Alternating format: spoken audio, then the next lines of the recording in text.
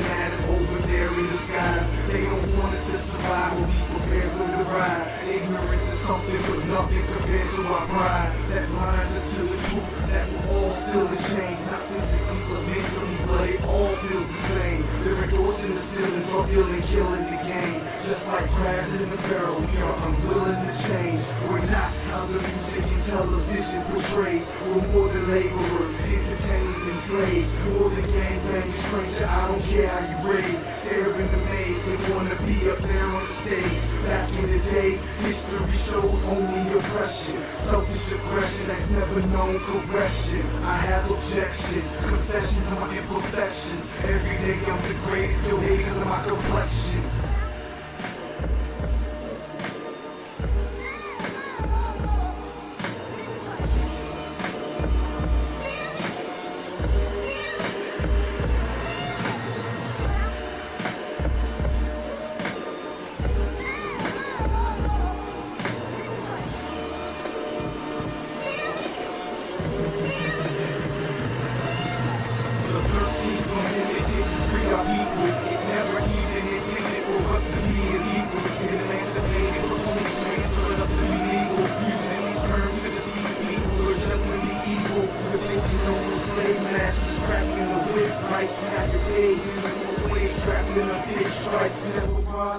Always lacking the rich life, act up, you'll have them chains slapped on your wrist tight. Some ain't independent, all my word making is good, but in this misguided generation, knowledge is pursuit. It's true if you wanna hide something, put it in a book or a briefless, cause that's where we look and begin to look. I'm not black hardy, cause that's the color of the sharpie. Our beautiful skinned women are trying to portray Barbies. Yahuah guard me, no weapon formed against me shall harm me, and it doesn't matter if you bring an entire army.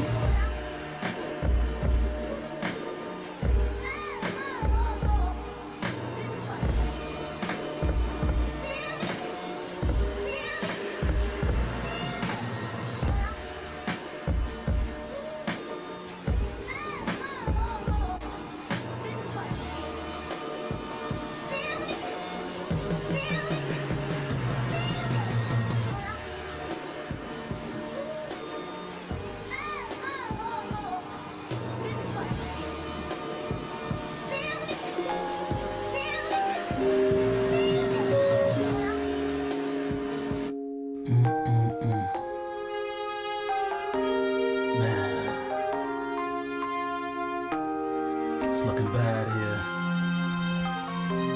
When this happened,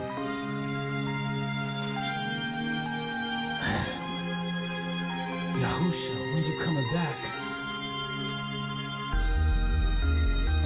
How'd it get so bad? Delusion of freedom is leaving and it's getting away so fast. Conclusions creeping up on this place and it's coming in with a blast. How we become so despicable, bunch of selfish individuals. At best we just miserable rats, and it makes me sad.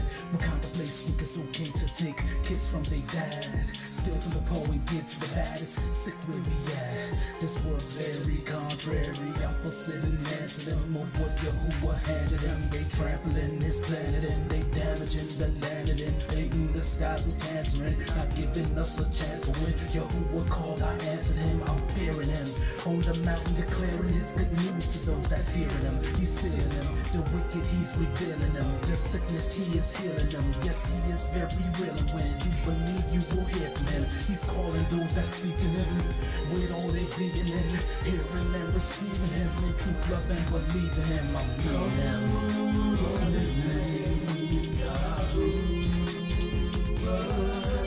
He'll draw you to Yahusha. Call his name, call his name, call his name.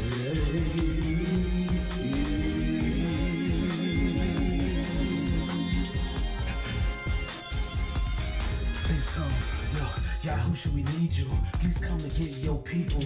We are but just a remnant that's strengthened by what you speak to us. We need you to breathe in us, keep feeding us, keep leading us and teaching us, increasing us until the day we be with you. It's dark folks here ain't seeing ya. Most think that they believe in ya, don't see that they deceive you. Just continue in that heathen stuff. But I'ma keep speaking cause there's only just one truth. All those doctrines, denominations are all so far from you. You knew it's all from the womb. I'll seek you until the tomb, hoping that you coming soon. The one reason ain't doom and gloom, but in this darkness we need your light. To guide our path and be our light. Guide my words and what I write, so we don't. Proverbs 11:9. Yahuah, go ahead, use me. Whatever your plan, include me. There's nothing I'd rather be doing. There's nothing else worth pursuing. I'll be seeking your face all the way until the day I'm in your presence. When the heavens come to this place and you stay, I pray.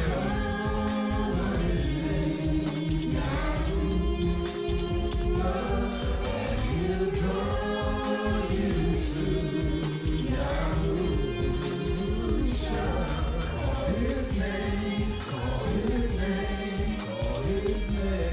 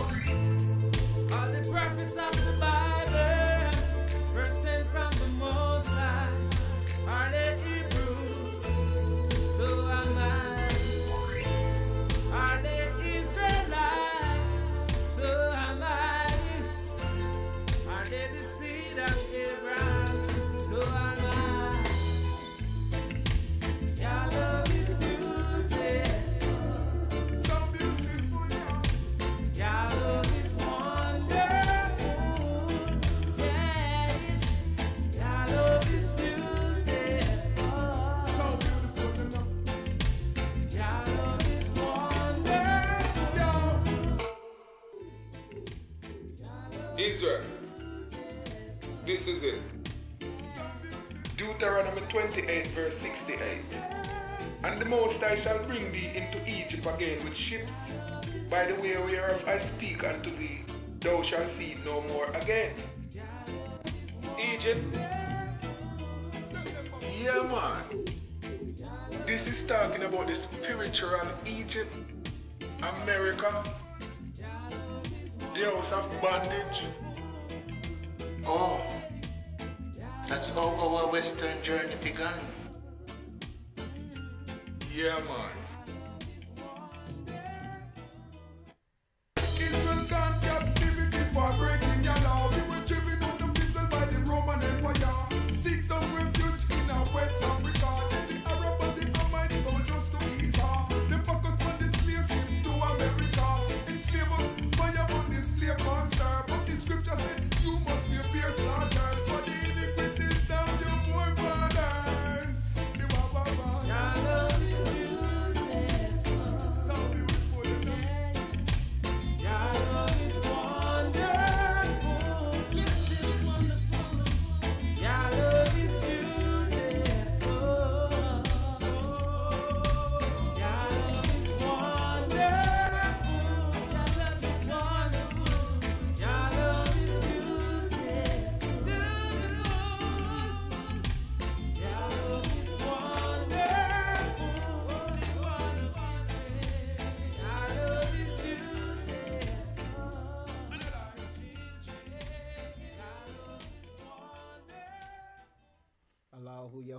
Yahuwah's love is beautiful indeed, and it is wonderful. Want to say shalom to you all, Mashpaka. It is indeed great to see each and every one of you today. We give Yahuwah praise, honor, and esteem. And we say Tuda Rabbah Yahuwah for bringing us together one more time and for keeping us through this week. No matter what the situations that we have been in, no matter what the challenges we have faced and the circumstances, Yahuwah has brought us through, and for that we give him praise. I want to say shalom to each and every one of you, family. It is truly, truly great to see you.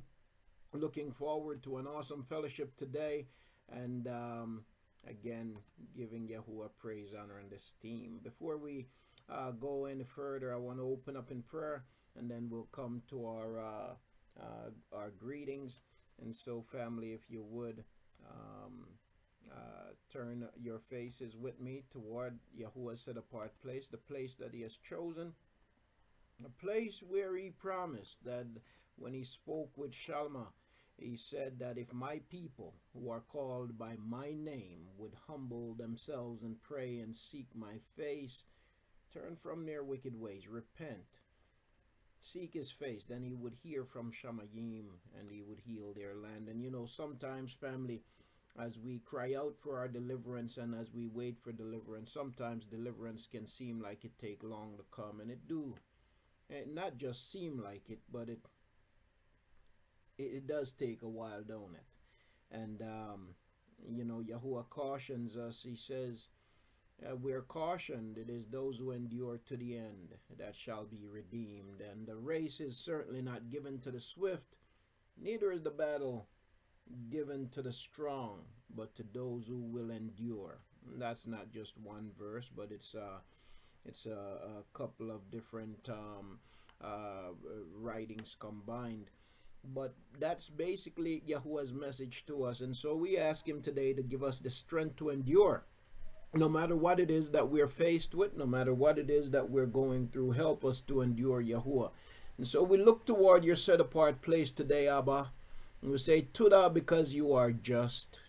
Tuda, Yahuwah, because you know better than us.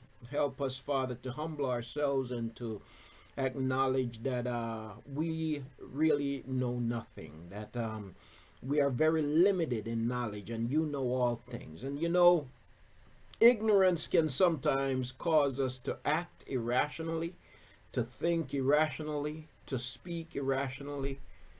But Yahuwah, you are complete in knowledge, you are complete in wisdom. Father, as we face difficulties, hardships, circumstances, injustice, and everything else that we see around us, sometimes it can cause us to ask and to question and to wonder. But Yahuwah, I pray that you would continue to give us strength to endure. I pray, Yahuwah, that you would be the lifter up of our heads, because we need you. Sometimes our heads gets real heavy, Yahuwah. And sometimes our shoulders, they slouch. Sometimes our back, it hurts.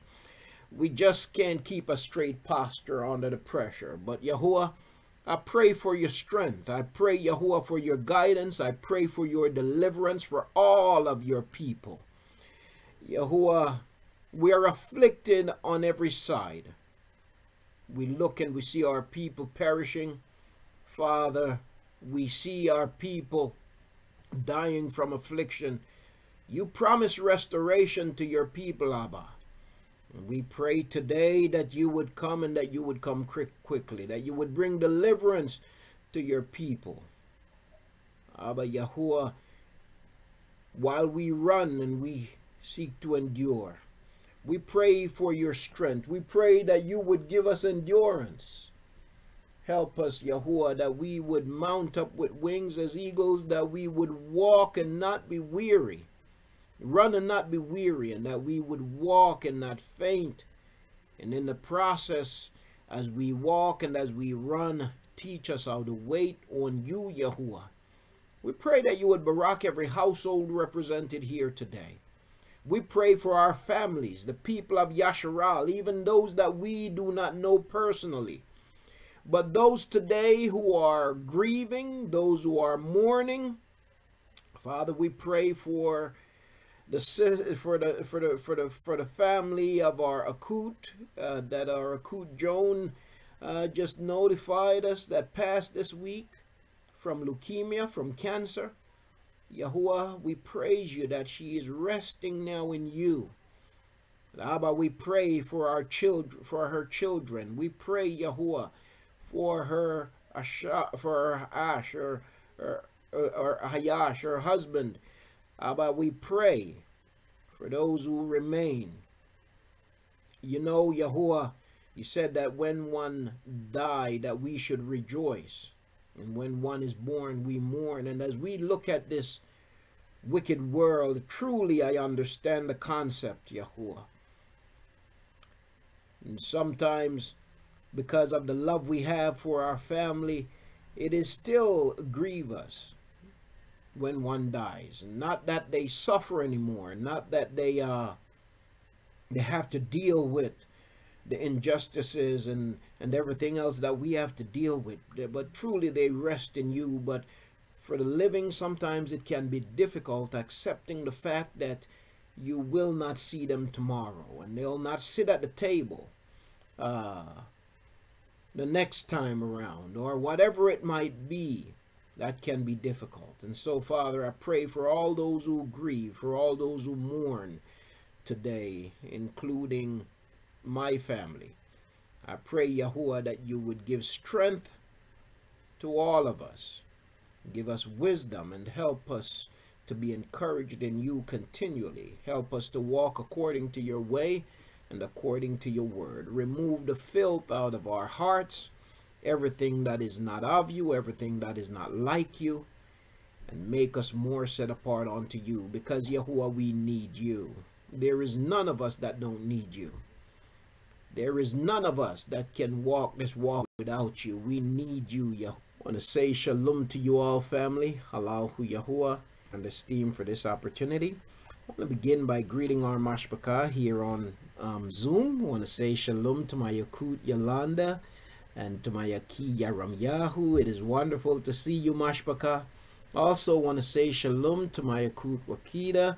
It is great to see you, Akut, and to my Yaki Matat Yahu, to Akut Vernice, to my Yaki U Street Lab, also to my Akut Talesia. It is wonderful to see you, family.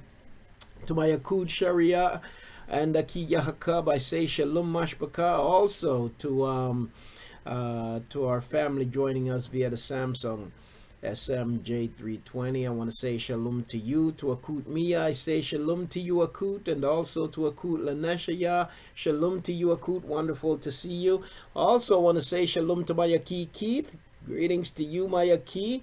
Well, I think you're far away from those fires out there in California. Great to see you, Aki. Also to Akut Joan, to Akut Gina, to Akut Carmen, to my Aki Adi Al, to Akut Adelaide, and to my Aki Akut G. Family, it is wonderful to see all of you and to know that Yahuah has kept you all. We say, Halal hu Yahuah, shalom to you. Turn my attention here to our Mashpaka on YouTube, and also want to greet our family listening to us via Facebook Live. But let me just turn my attention to YouTube here for a moment, if I can get it back on the screen. Okay, I want to say shalom to Akut Mahalia. Wonderful to see you, Akut Mahalia. Also to my Aki Daniel, I want to say shalom to you, Aki. To Forenza 88, greetings to you, Forenza. And also I want to say shalom to who else do we have? Akut Carmen is there also. Akut Anitra and Akut Amuna, greetings to you, family. Also there's Akut Vanessa Yahuah child. I want to say shalom to you, and of course to Akut Angela. Family, it is great to see each and every one of you. May Yahuah truly continue to barak you, to strengthen you, and to keep you in all your ways. Also want to say shalom to my beloved Akut Yaraya. Also greetings to you, Akut, and I hope I didn't miss anybody else. Wonderful to see all of you today, family. And you know, as Akut Joan pointed out there, our hearts, our thoughts, and our prayers are with our mashpaka. I don't know them, never had communicated with them, but they are our family. And when one member of the family hurt, then the whole body hurts. And so our thoughts, our hearts, our prayers go out to the family of our recruit who went to rest in Yahuah earlier this week. And we rejoice over that fact, over the fact that she's no longer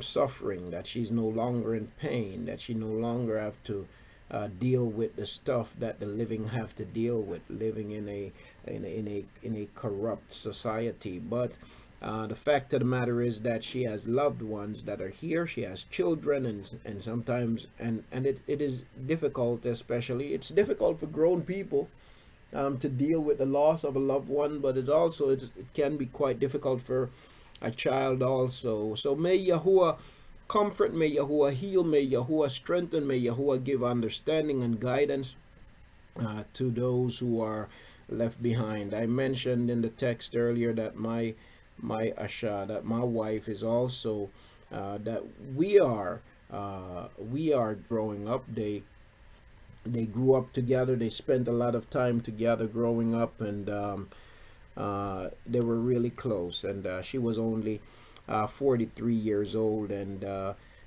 we got the call this week just suddenly. She had some health issues, but nothing that we thought would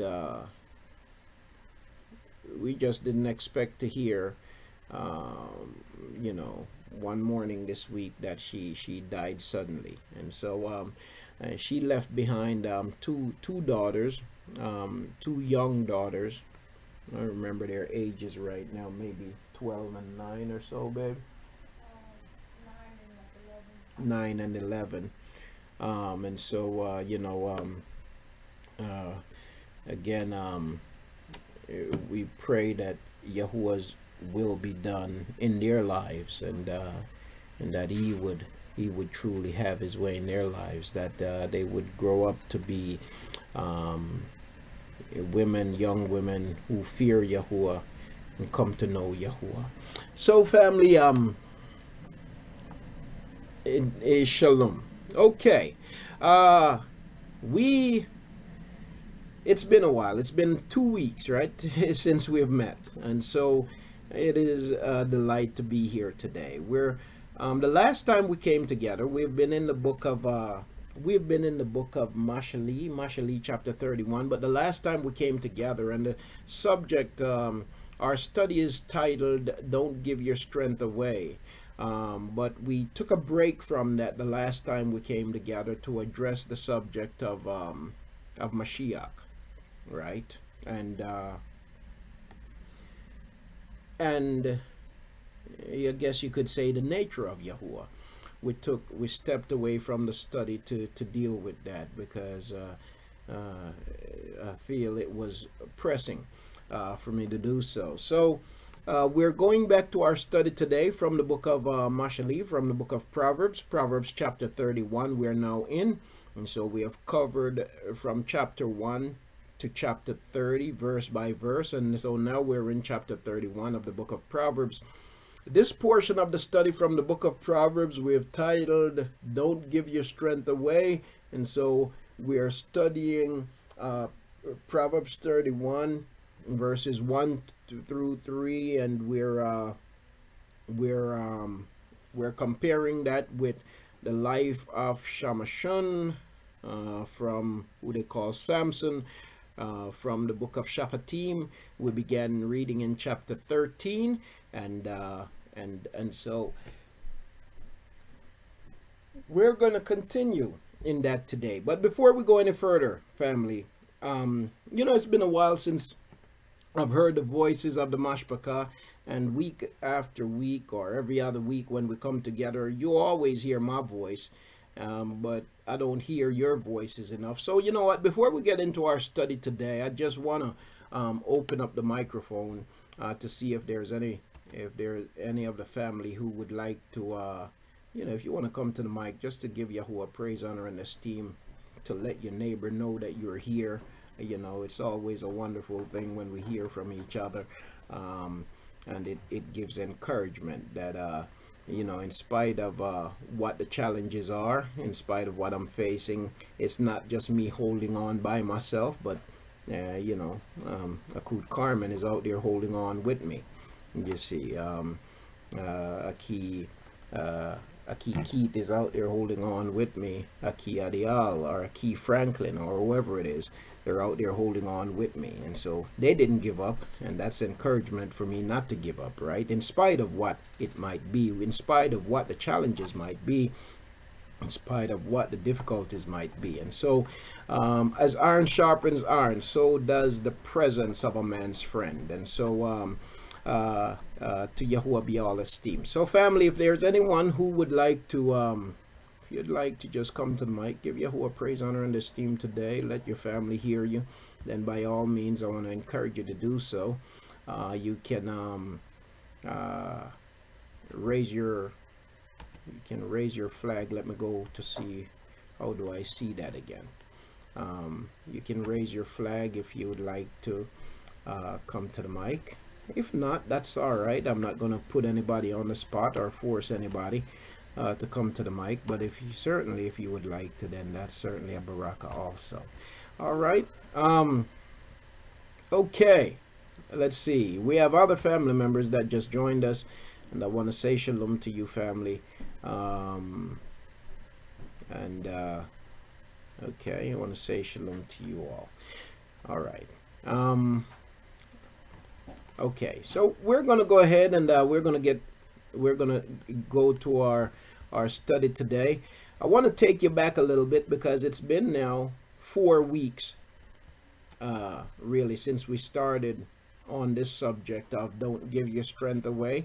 So as a little bit of reminder, as to what we have covered so far, and to put it in context where we're going, I'm going to go ahead and I'm going to play a little bit of the study.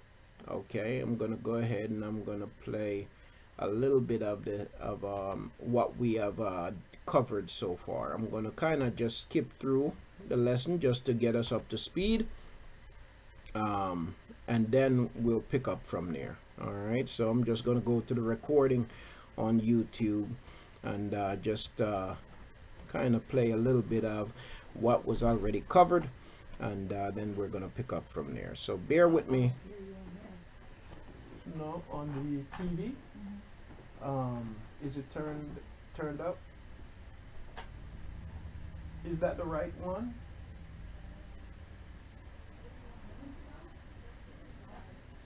Yeah, that's the right one. Let me just check. Family on YouTube, are you able to hear me? If you could just put a 1 or something up there to let me know that if you're listening from YouTube that you do have audio and that you can hear. Let's put a 1 in the chat on YouTube for me. Oh, loud and clear. Okay, Tuda Rabakut. Tuda. Alright, so you're not getting anything, babe? Don't know why that is. Can you use your phone? Alright. Okay, great. Don't know why that is, babe. Alright. Okay, so I'm gonna go ahead and I'm gonna play a little bit of the lesson where we started out at. So just bear with me while I put that up on the screen.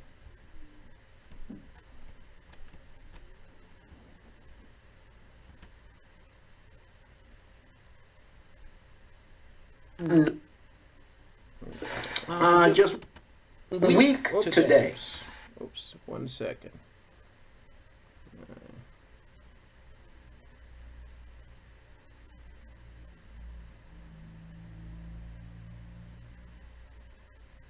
Of some sort.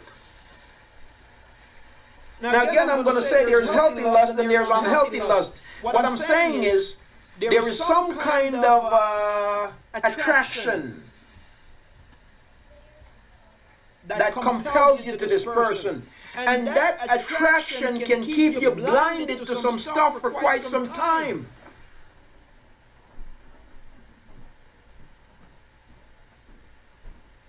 You see, that attraction can keep you blinded to some stuff for quite some time. But you know, there comes a point where when you've seen that thing so much that now your eyes aren't so glued to it, and you can begin to see other things around it because of that attraction. Because of that physical attraction, you have been glued to that thing and nothing else. But now after you've seen it so much, now you can take your eyes off a little bit and you begin to see some other things around it that have always been there, and now you're thinking, well, where did this come from? Well, it's always been there. You've just been like a deer stuck in headlights.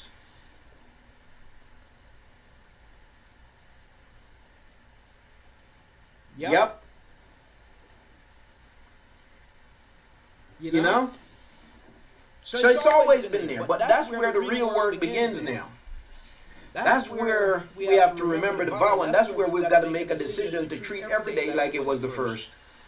Yeah, we got to work through the issues, but we got to work through the issues. But we've got to make a conscious decision, and we've got to remind ourselves of the vow that we make, and the vow that we make was not just to ourselves, but we made it to our seed also. We made it to our community. We made it to our nation. Because the breakdown of a nation is the breakdown of a relationship, of individual relationships. The breakdown of individual relationships is the breakdown of the family, and the breakdown of the family leads to the breakdown of community, and the breakdown of community leads to the failure of a nation, a failed state.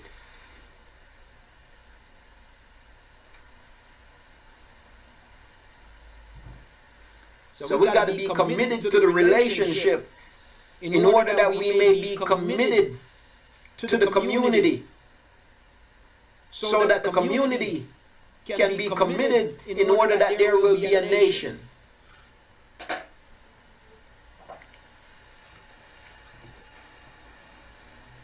Alright, so let me continue. This is the word. Do not give... Now, okay, here we go in verse 3. Here we go in verse 3.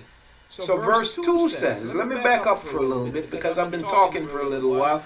I really want us to hear the scriptures more than what I have to say. So consider this, O my son. Consider this, O son of my womb. And consider this, O son of my vows. Son of my vows.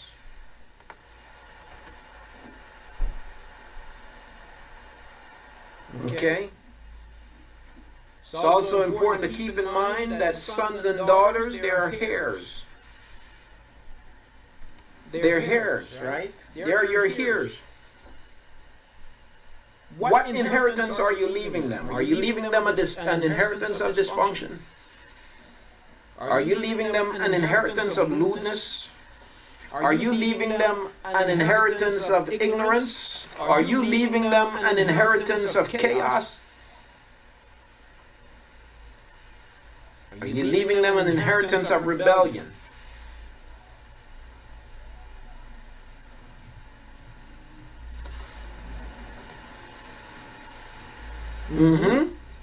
Indeed.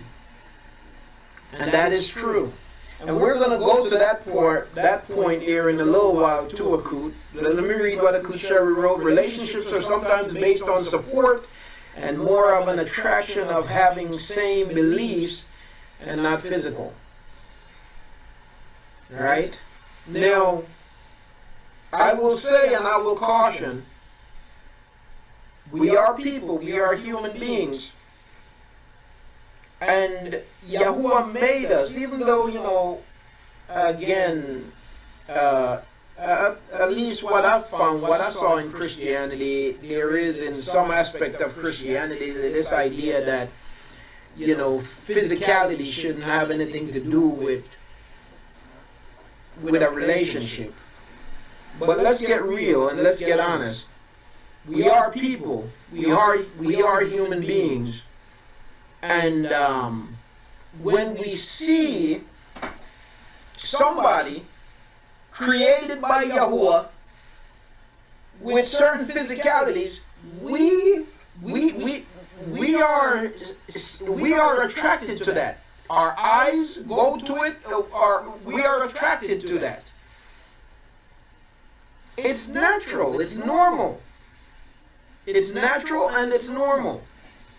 And so if you go into any kind of relationship where you think you're going to fool yourself into thinking that physical attraction is not important and physical attraction is not necessary, I don't have to be attracted to the person physically, then you're setting yourself up for failure. Because if somebody should make the mistake of walking by you that meet your perspective of physical attraction or physical attractiveness, you're going to find yourself wondering what it is that I got into. You see?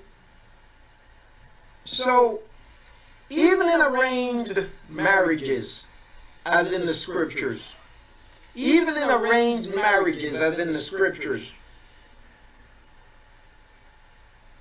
the importance of that physical attraction played a part. Even in arranged marriages. We see that in the scriptures. You go to the book of Bereshit, chapter 29. You saw where what was his name? You saw where Yahuah got married, right? He made an arrangement to get married. He made an arrangement with his uncle for a wife. His uncle had 2 daughters. Now he looked at both and he saw the one that was most attractive to him from a physical perspective. Yes, other things played a part in the decision to be married, but he saw one that, okay, so everything else was in place, but also now she had the package.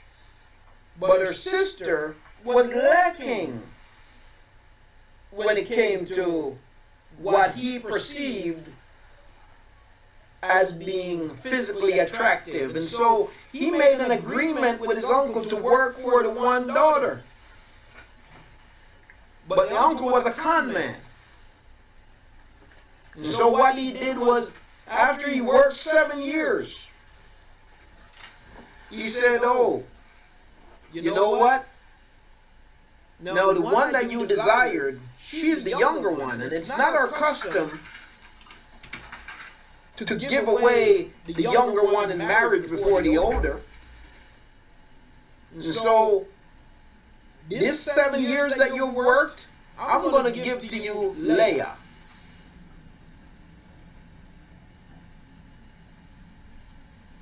But Yahuah had an issue with Leah.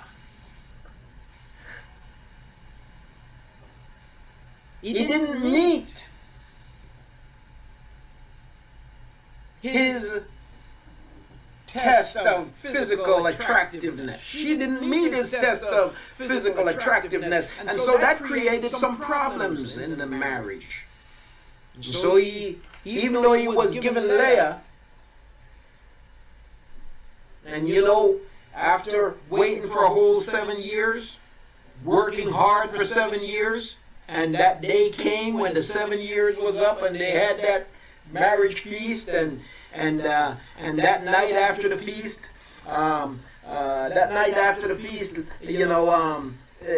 the woman was brought into him. I tell you, after working for 7 years and working so hard, I could see how it is that and waiting for 7 years, I could see how it is that he missed a few details that night.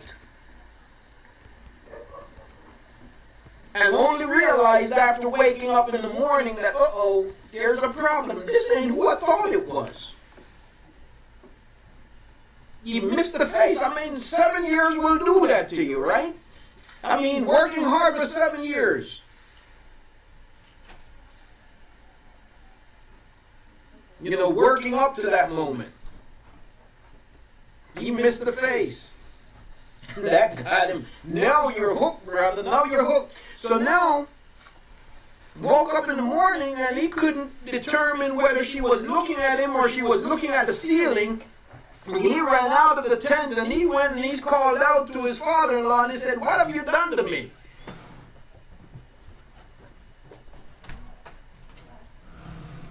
What he said was, "Well, you're going to have to work another 7 years.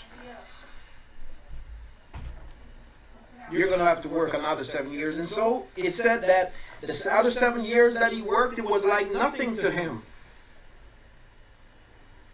You see, because he desired her so badly, because he had this physical attraction to her. You see, so physical attraction does play an important part. You see.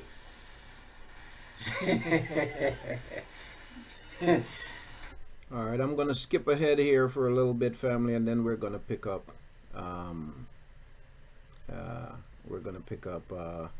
In our study for this week.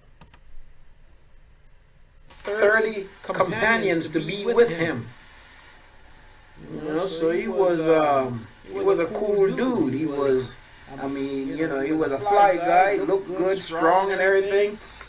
Wasn't hard for him to, you know, people admired him. A man of great stature. They brought 30 women for him. Shaphatym said to them, "Let me now propound a riddle. Let me put forward a riddle to you. If you will indeed tell it to me within the 7 days of the feast and find it out, then I will give you 30 linen wraps and 30 changes of clothes."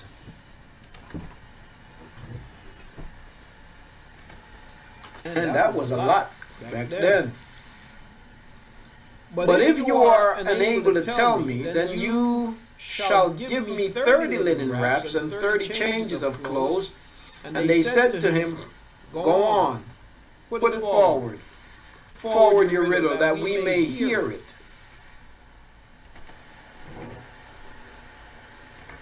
So he said to them, "Out of the eater came something to eat, and out of the strong came something sweet.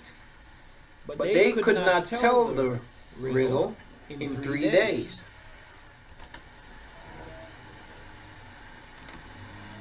Then it came about on the 4th day that they said to Shaphatym's wife, "Entice your husband, so that he will tell us the riddle, or we will burn you and your father's house with fire. Have you invited us to impoverish us? Is this not so?" So they say, "Oh, you want him plan this, huh?" And they had some heart.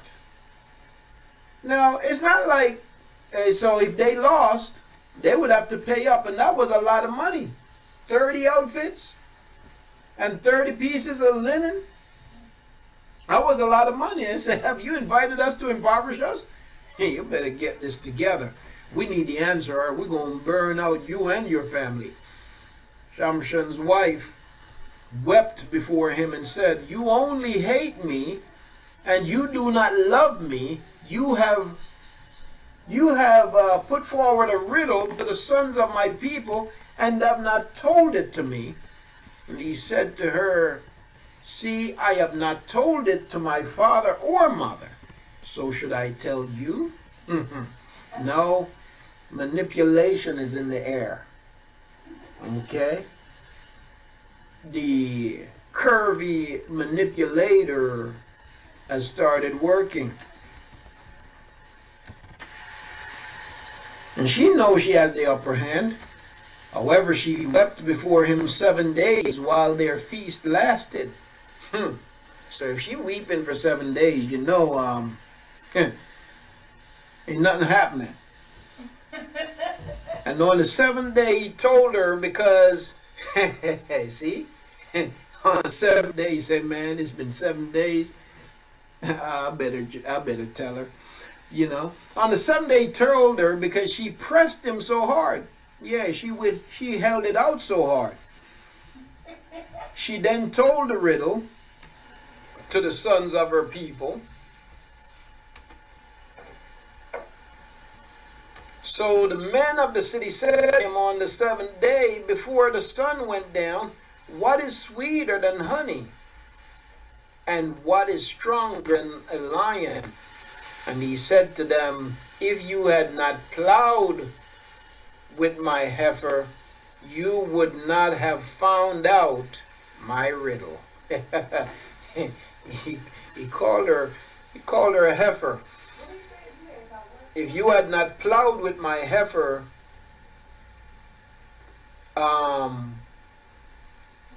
you would not have found out my riddle. You know, so basically, you got it out of my wife.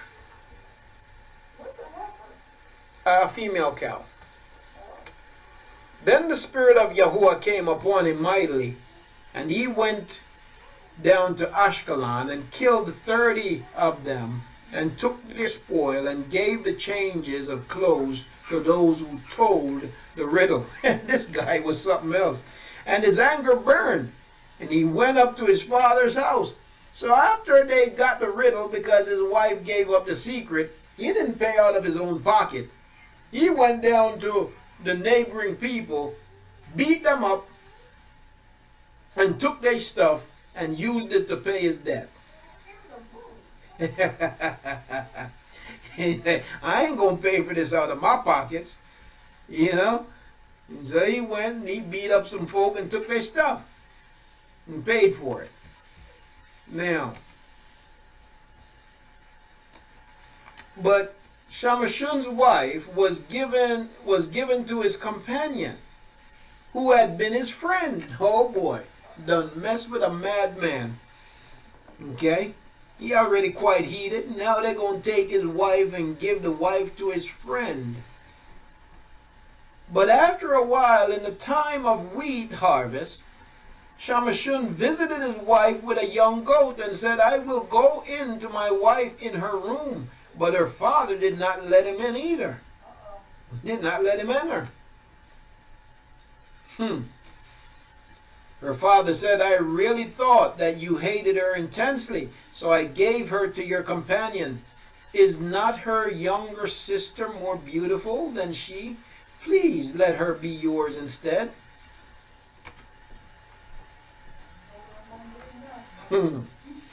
Shaphatym then said to them, this time I shall be blameless in regard to the Shaphatym when I do them harm. He said, I'm going to do you some stuff and I will be blameless because it's not my fault. It's you that pushed me. You've been messing with me and now you're going to pay, and I'm justified in my actions. This is basically what he is saying to them. You done took my woman. Yeah, I was mad at her. Yeah, I called her a heifer. But hey, it's not for you to just take her from me and go give her to somebody else. Give her to my friend. Who do you think this is? Who you think you're messing with? Do you know who I am? Do you know my name? Shaphatym went and caught 300 foxes and took torches. Now look at this. This guy was something else. Now look at this. Yep. Took torches and turned the fox's tail to tail. Tied their tails together. And put one torch in the middle between two tails. Lit them on fire. When he had set fire to the torches, he released the foxes into the standing grain of the Shaphatym, thus burning up both the shocks and the standing grain along with the vineyards and groves. So he set their fields on fire by lighting these animals. And I don't think they're foxes. The translation here says foxes, but I don't think it was actually foxes that he used. The reason why I say that, I was doing some research on it before, and I don't think it was foxes. Then the father Shaphatym said, "Who did this?" And they said, "Shaphatym, the son-in-law of the woman of Tamna, because he took his wife and gave her to his companion." So the father Shaphatym came up and burned her and her father with fire. Shaphatym said to them, "Since you act like this, I will surely take revenge on you, but after that I will quit." He struck them ruthlessly with a great slaughter, and he went down and lived in the cleft of the rock at Atham.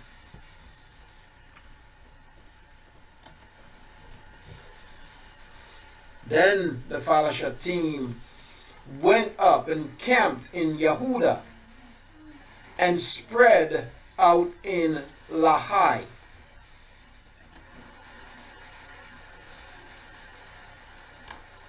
Then men of Yahudah said, "Why have you come up against us?"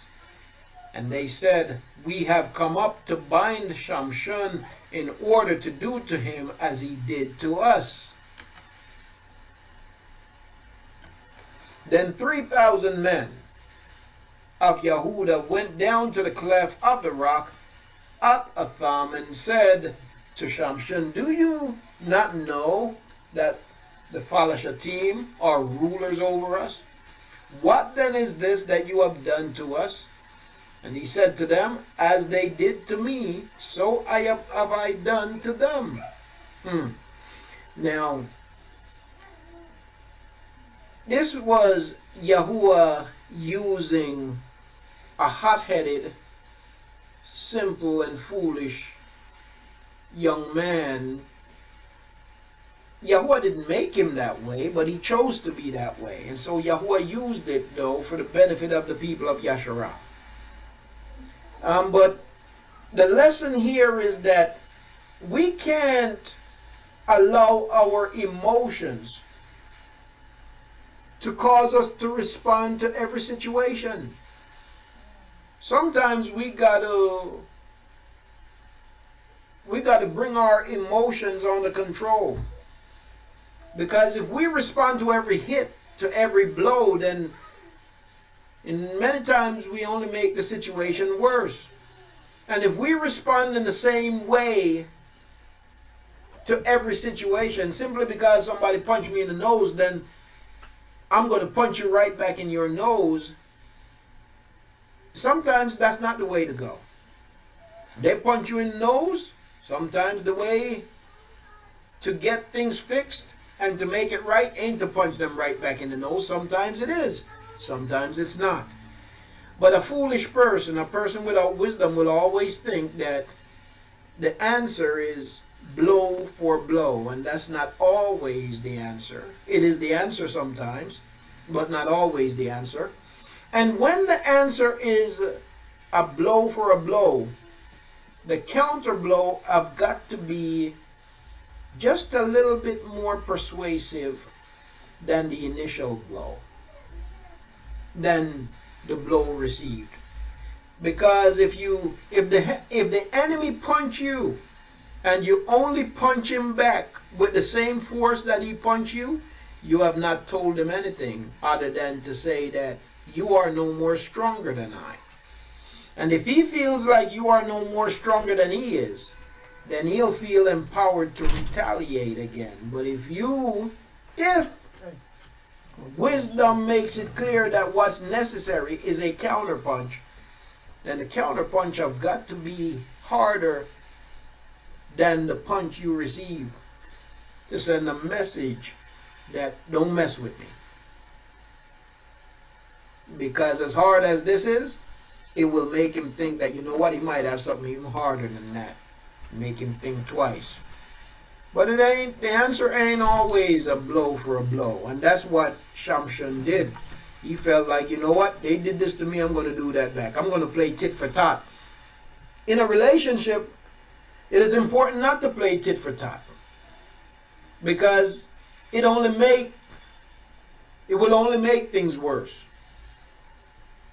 You say this, so I'm going to say that. Sometimes it's better to bite our tongues. There are times when you need to speak up, but then there are times you don't have to respond to everything. You know, and that's important. They said to him, we have come down to bind you so that we may give you into the hands of the Shaphatym. And Shaphatym said to them, swear to me that you will not kill me. So they said to him, no, but we will bind you fast and give you into their hands. Yet surely we will not kill you. Then they bound him with 2 new ropes and brought him up from the rock. So this is Yahudah now that went down to get him. Okay, so they bound him. When he came to Lahi, the Shaphatym shouted as they met him.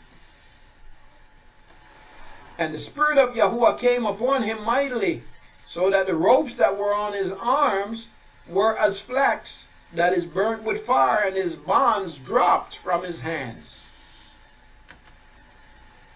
All right, so we're going to pick up from here, family. Again, the title of our study as we now embark upon Mashali, Proverbs chapter 31.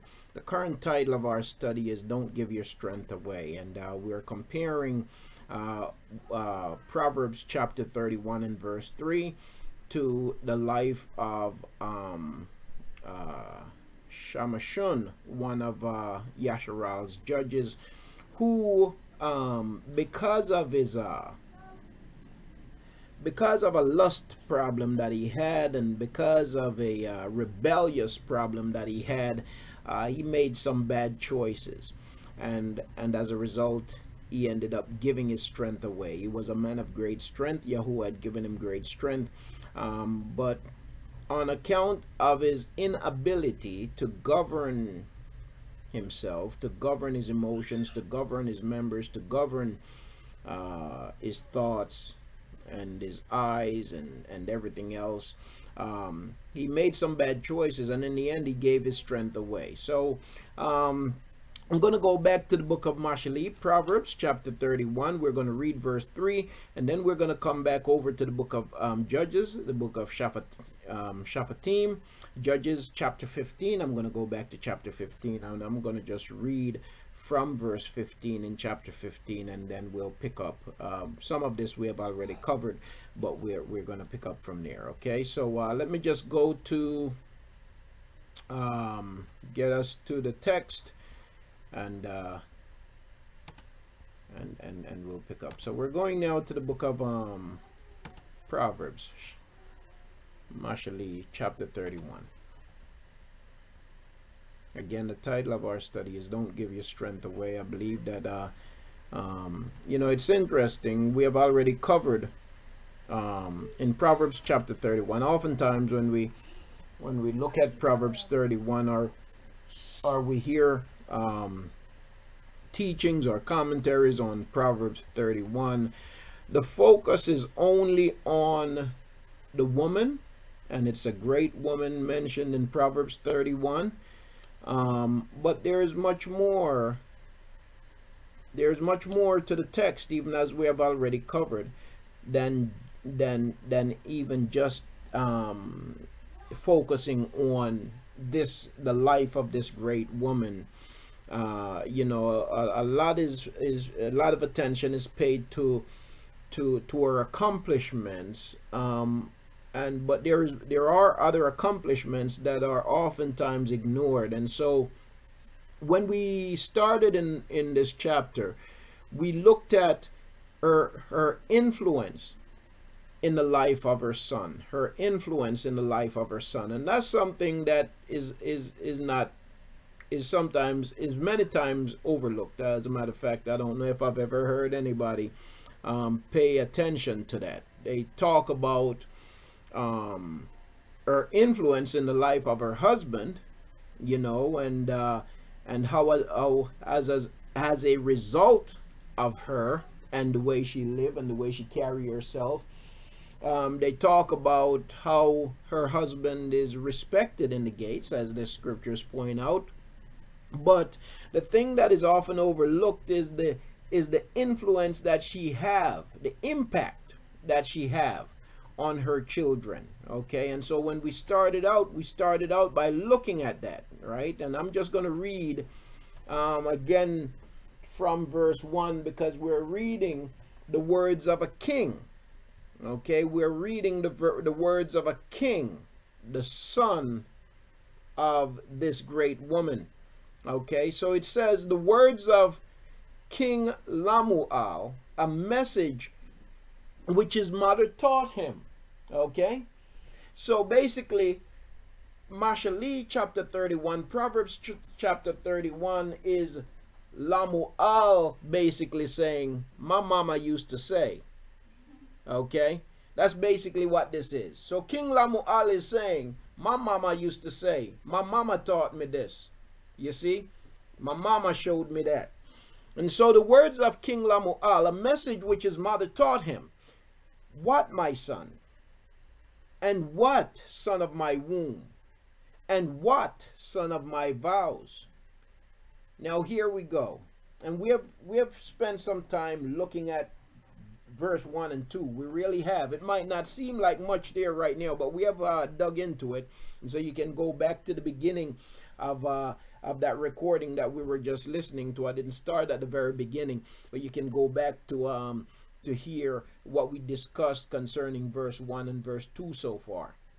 But now we're going to go down into verse 3, getting to the meat of the subject. She said, one of the things she told him was, do not give your strength to women, nor your ways to wiping away kings. Do not give your strength to women, nor your ways to wiping away kings. Okay, so she told him two things. As a king, remember, son, do not give your strength to women. Okay, your strength. What is your strength? Well, your strength is wisdom. Your strength is wealth, finances. Your strength is physical strength. Your strength is children, right? Your strength is your nation. Do not give your strength to women. Your youth is your strength. Do not give your strength to women, nor your ways to wiping away kings. Okay? So, don't give your strength to women, and don't focus so much on overthrowing other kings. You see, instead of focusing so much abroad, try to balance your focus where you're not neglecting yard, right? And so, do not give your strength to women, nor your ways to wiping away kings. And so we're focusing here for a moment on not giving your strength away, and not giving your strength to women, or not giving your strength to men also. Because sometimes one might think that it's only, oftentimes the scripture speaks about the man giving his strength away, giving his wealth away, giving his substance away. We see in Mashali, in Proverbs chapter 5 and chapter 7, where it talk about drinking water from your own cistern, and not giving away your strength, not giving away your wealth by going out and having children all over the place, or relationships all over the place. Yahuah would warn the man about that. But the woman can also give her strength away, because you see, a woman also is a strong vessel. A woman is a very strong vessel, and we have looked at before, and recently we looked at we kind of went over the recording again, where it talks about looking at that writing that says that the woman is the weaker vessel, asking the question, is she really the weaker vessel? And then what we found out from that was that the writings doesn't say that she is the weaker vessel. The translators say that the woman is the weaker vessel. But according to the scriptures, the woman is not the weaker vessel. That's not the point at all that was being made. That's not even stated, that the woman is the weaker vessel. You see, so a woman is strong. The woman is strong. You see, Yahuah gives strength to the woman, and he gave strength to the man, and both are strong. And when we work together, we can accomplish great things. Okay? And so the woman too can give her strength away. She can give her strength away by settling. She can give her strength away by not recognizing her own worth. She can give her strength away by thinking that,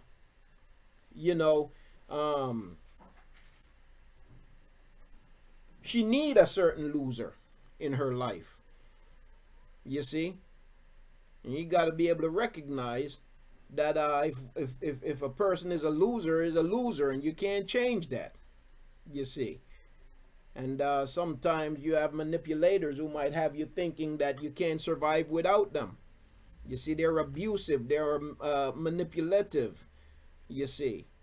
And they use their abusive and manipulative ways to blind you to your own worth and to your own abilities.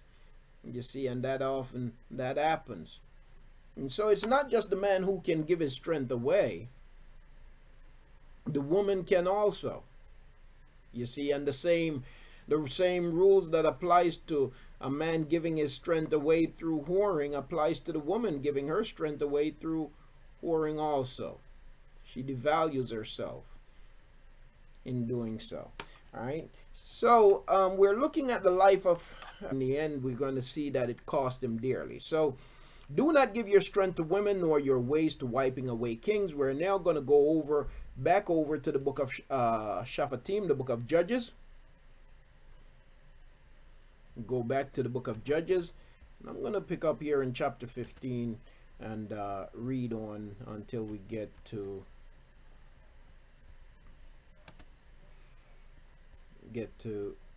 what we have not yet covered. So from chapter 15, I'm going to pick up in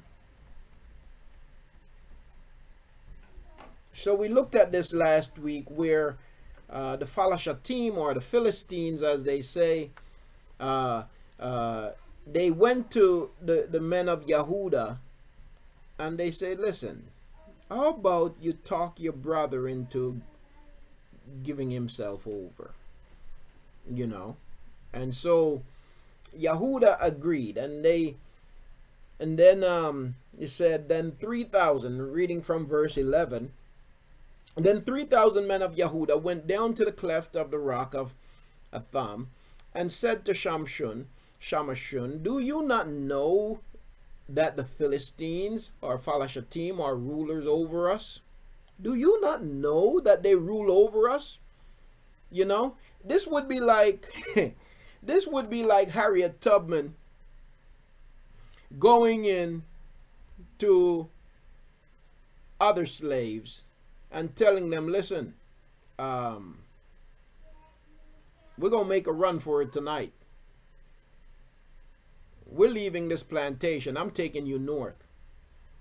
And then these slaves who are so petrified of their masters, and who have been so brainwashed by their masters, and who have been made to be so fearful of their masters, turned to her and said, do you not know what you're doing? Do you not know not to mess with Massa?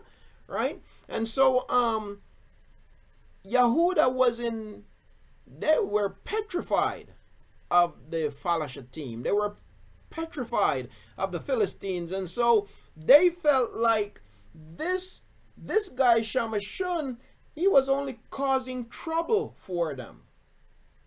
by going and messing with their women and doing all the stuff that he was doing. You don't go messing with Masa's stuff. You don't go messing with Masa's people. You certainly don't go messing with Masa's women. You know, you're a problem to us. You're causing us trouble. So when they came to Yahudah and said, listen, we want you to deliver him to us, Yahudah had no problem doing that. Yahudah had no problem doing that. And that's just like our people. That's just like our people. You see, the way our enemies have been able to rule over us and to terrorize us and to manipulate us and to bind us by slavery and to do all of the things that they have done to us. The way that they have been able to do that is not by their own strength. It's not through their own strength. It's through the manipulation of our own people. It's by setting us against each other. It's by dividing us and getting us to fight against each other. And then when we are splintered, when we're divided, then they come in, you see, and they conquer us without a fight. You see, they know that they can't just walk in if we're united and take us. So what they do is they work at dividing us. They work at dispersing us. They work at scattering us. They work at putting us at odds with one another. You see, they work at putting us at odds with one another, and then they come in for the spoil, for the taking. You see, and so they went to Yahudah, and Yahudah had no problem because they felt like this guy was causing them trouble, was causing Masa to be upset with them. And so then 3,000 men of Yahudah went down to the cleft of the rock of and said to Shaphatym, do you not know that the Philistines, I'm just going to say Philistines here now, that the Philistines are rulers over us? Why have you done this to us? This translation, sometimes it just a good example of how messed up translation is. They double type and everything else. And he said to them, as they did to me, so I did to them. As they did to me, so I did to them. Now, you heard me talk about that in the recording. Now, in this case, Shaphatym was absolutely justified. Yahuah had no problem. Yahuah had no problem with him doing to them what they did to him and even more. Yahuah had no problem with that. You see, and it's important for us to talk about that. It's important for us to focus on that also, because you see, we live our lives under a narrative. Christianity and the society that we live in have told us, have conditioned us to think that no matter what people do to you, that you should not respond, that you should not do anything, that you should not respond to their aggression.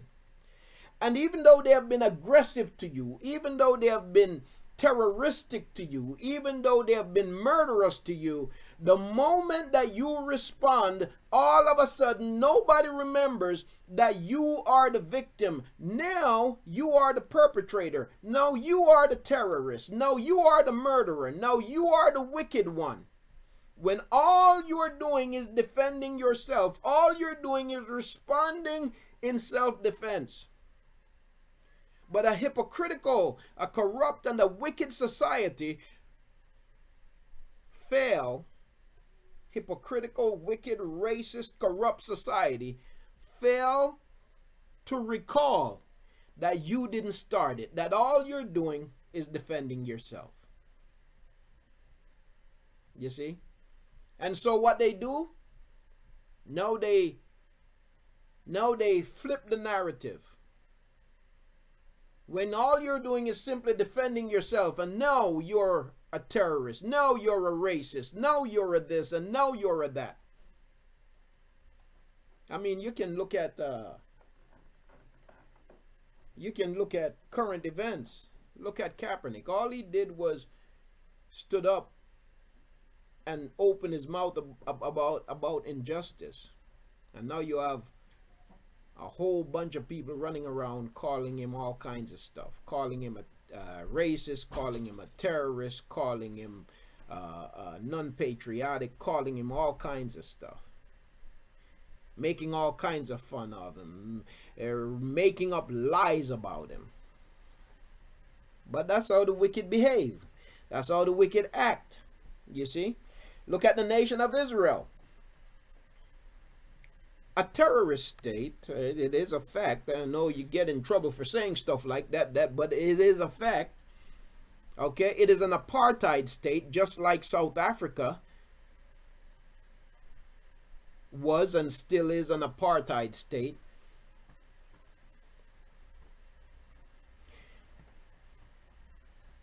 But you can look, even though the land doesn't belong to the Israelis, it doesn't belong to the Palestinians, but you can look at the way they respond to the Palestinians, and they oppress the Palestinians, and then when the Palestinians respond, now the narrative changes, and it's the Palestinians that are wicked. But they're not showing you why the Palestinians are responding. They're not showing you that it's because they're going in there, literally going in there with bulldozers, bulldozing their houses as they feel like, and saying, we're taking this part of land. If you do that to somebody, don't you expect for them to respond in self-defense? But then when they respond in self-defense, no, it's them that's wicked. Look at this. It's them that's wicked. It's them that's the terrorists. It's not us. We're good people. That's wickedness. But that's what Shalomah was dealing with here. Okay? And so he says, and they said to him, we have come down to bind you, to give you into the hand of the Philistines. And Shaphatym said to them, swear to me not to fall on me yourselves. So he said, listen, I'll go. He said, number one, he said, I'm only doing to them what they did to me. But you know what? You're my brothers, and I'll go with you. I'll go. I'll allow you to take me. Just swear to me that you will not try to fall on me yourselves. Because you know what? You're my brother. I don't want to hurt you. I don't want to have to kill all of y'all, because you're my brother.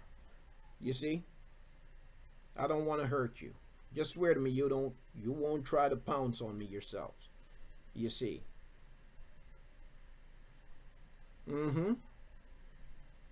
Yes, they have I didn't know they pass a law like that, but I certainly know that they consider anybody who claim to be the true people of the land, they claim that they're terrorists. They claim us to be terrorists. You see, unfortunately. Yes, it's a corrupt and a vile system indeed.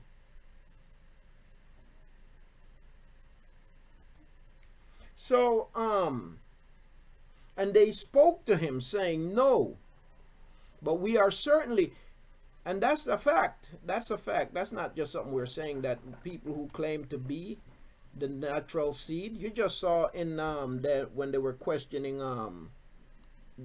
Sessions the other day, where the senator asked him, you know, why are people, black people who are seeking out their identity, why are they being cased by the CIA and the FBI as terrorists? You see, we just saw that question asked the other day. And why aren't they doing it to white groups, white people? You see? We just saw that question asked the other day. And so it is a fact. But not only that, that's not the only thing that caused me to know that it's a fact. That's not the only thing that caused me to know that it's a fact. Right now we have a misguided Aki and his Asha. Right? Aki al-Yasha and his wife. They sentenced them to 13 years in prison.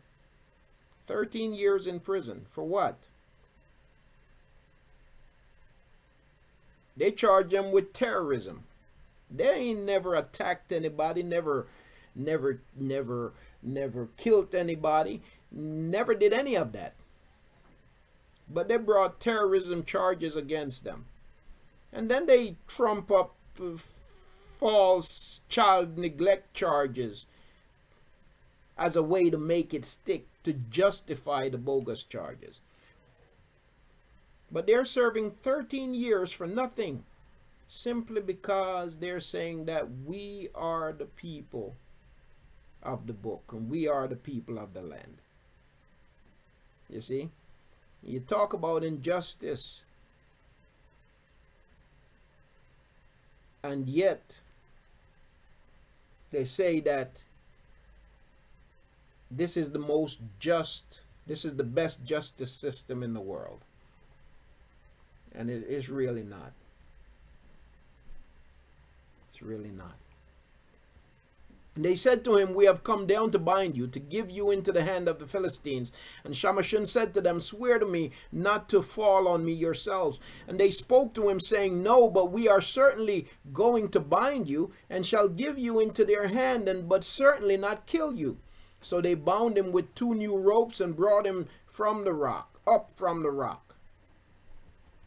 When he came to Lachi, the Philistines came shouting to meet him. And the spirit of Yahuah came mightily upon him, and the ropes that were on his arms became like flax, that it burned with fire, and his bonds broke loose from his hands. So you see, he was a wanted man, because they felt like, the Philistines felt like he attacked them. But in reality, he did not attack them. He was simply responding to what they had done to him. And Yahuah found that to be justified. And so Yahuah gave him strength to defeat them. You see.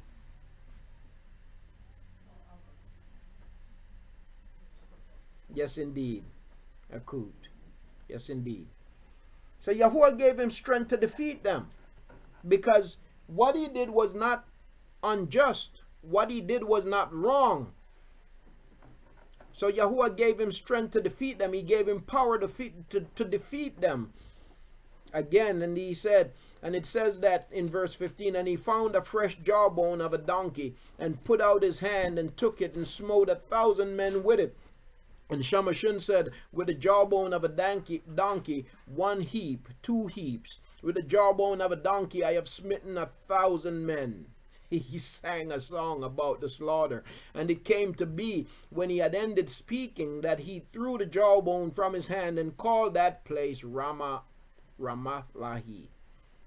And he became very thirsty, and cried out to Yahuah, and said, you have given this great deliverance by the hand of your servant, and now am I to die of thirst, and fall into the hand of the uncircumcised? And Elohim split the hollow place that is in Lachi, and water came out, and he drank, and his spirit came back, and he revived. So he called its name Akor, which is in Lachi to this day. And he ruled Yasharal 20 years in the days of the Philistines. Now watch that. So what happened is, Shaphatym, remember now, Yasharal was under the fist of the Philistines. They were actually in control of Yasharal. But he defeated them, and he took control. He ruled Yasharal. Took it from under the hand of the Philistines, and he ruled Yasharal for 20 years. Okay? You know, he was a troubled man. He had some problems. Yahuah gave him victory, and he ruled. But you watch this, because in spite of his flaws, Yahuah still gave him victory and allowed him to conquer the Philistines, the Shaphatym, and allowed him to rule in spite of all the stuff that he had done to that point. Oh boy. Something went wrong here. In spite of all the stuff that he had done, Yahuah still was merciful, gave him victory, and allowed him to rule for 20 years. to rule. And his rule only came to an end because he went on to do more nonsense. He gave his strength away. He went on to do more nonsense. You see, I lost the text. Let me just get it back. So Yahuah was merciful. And Yahuah is merciful. But his mercy will not endure forever. And sometimes if we're not careful, we can take his mercy for granted. We can take his favor for granted. And Shalomah did that. You see?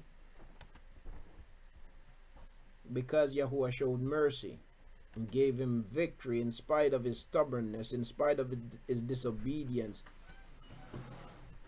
He got carried away. And instead of turning and being appreciative and being repentant, he just got worse. Now this is what happened when we get to chapter 16. And Shaphatym went to Azah and saw a woman there. He had a woman problem, a whore, and went into her, giving his strength away. And the people of Azah saying, Shaphatym has come here. So they went round and lay in wait for him all night at the gate of the city, and kept silent all night, saying, in the morning, when it is daylight, then we shall kill him. Now imagine, this is the king of a nation. This is the king of the nation of Yasharal. He went into the city and he saw this whore.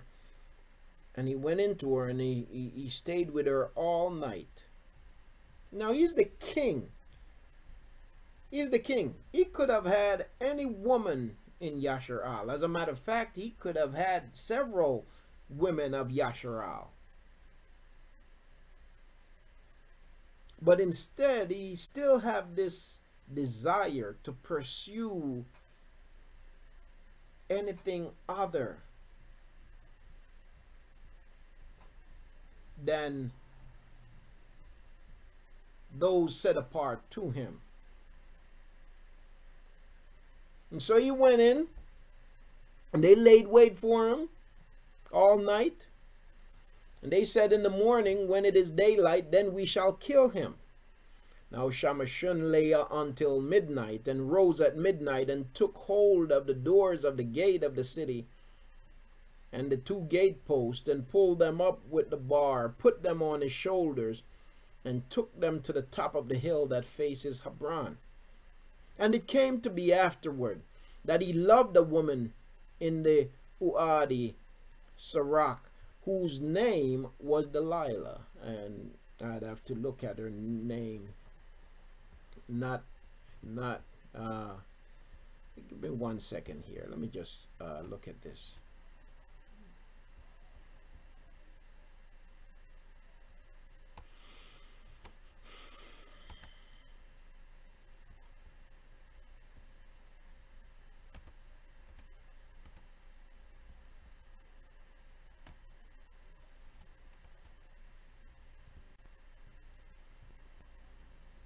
Okay. Her name was Delilah, spelled D-A-L-Y-L-A-H. Delilah. Comes from Dalal.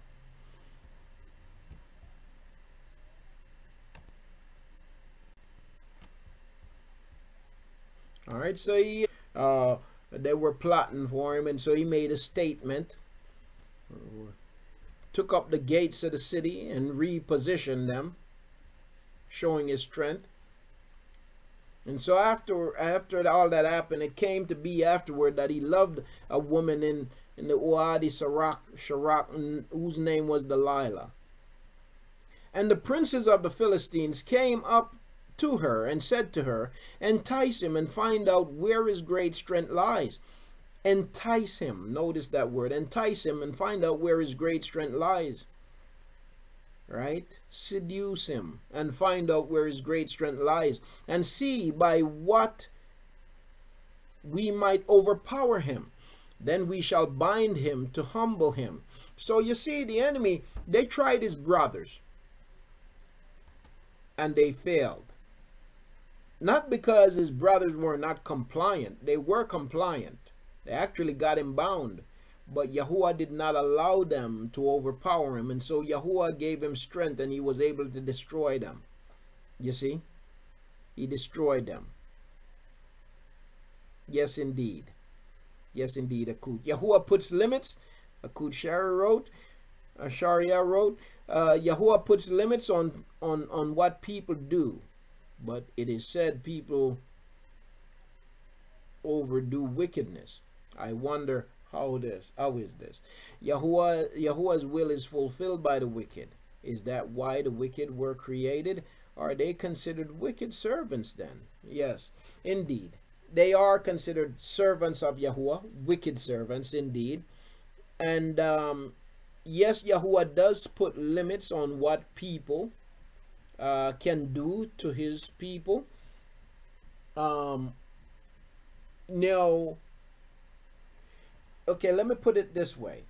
You see, the reason why the people of Yahuah goes through something, it's because of disobedience, right? Because they disobeyed. They sinned then, so to speak. And when you sin, when you transgress, there is a cost associated with your transgression. There is a price for every sin committed, right? There is a price for every sin committed. You look at the scriptures, different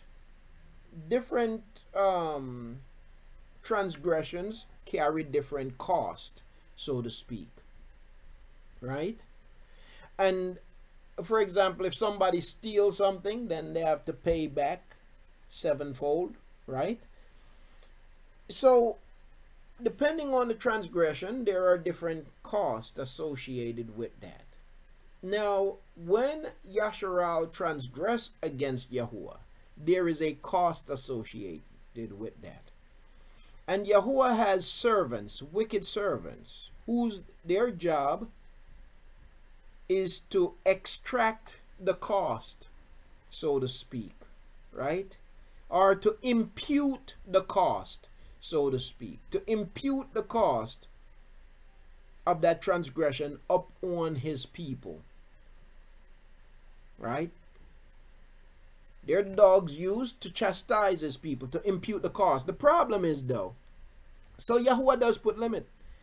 Now, he already have a guideline as to what the charges are per transgression, but the wicked go overboard. They go beyond that cost.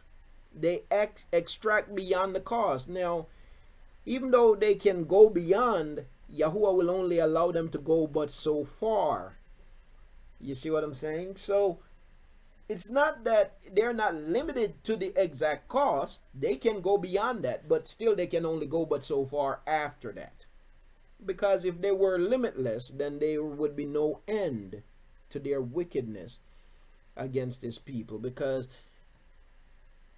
their wickedness truly do blind them in every way, you see.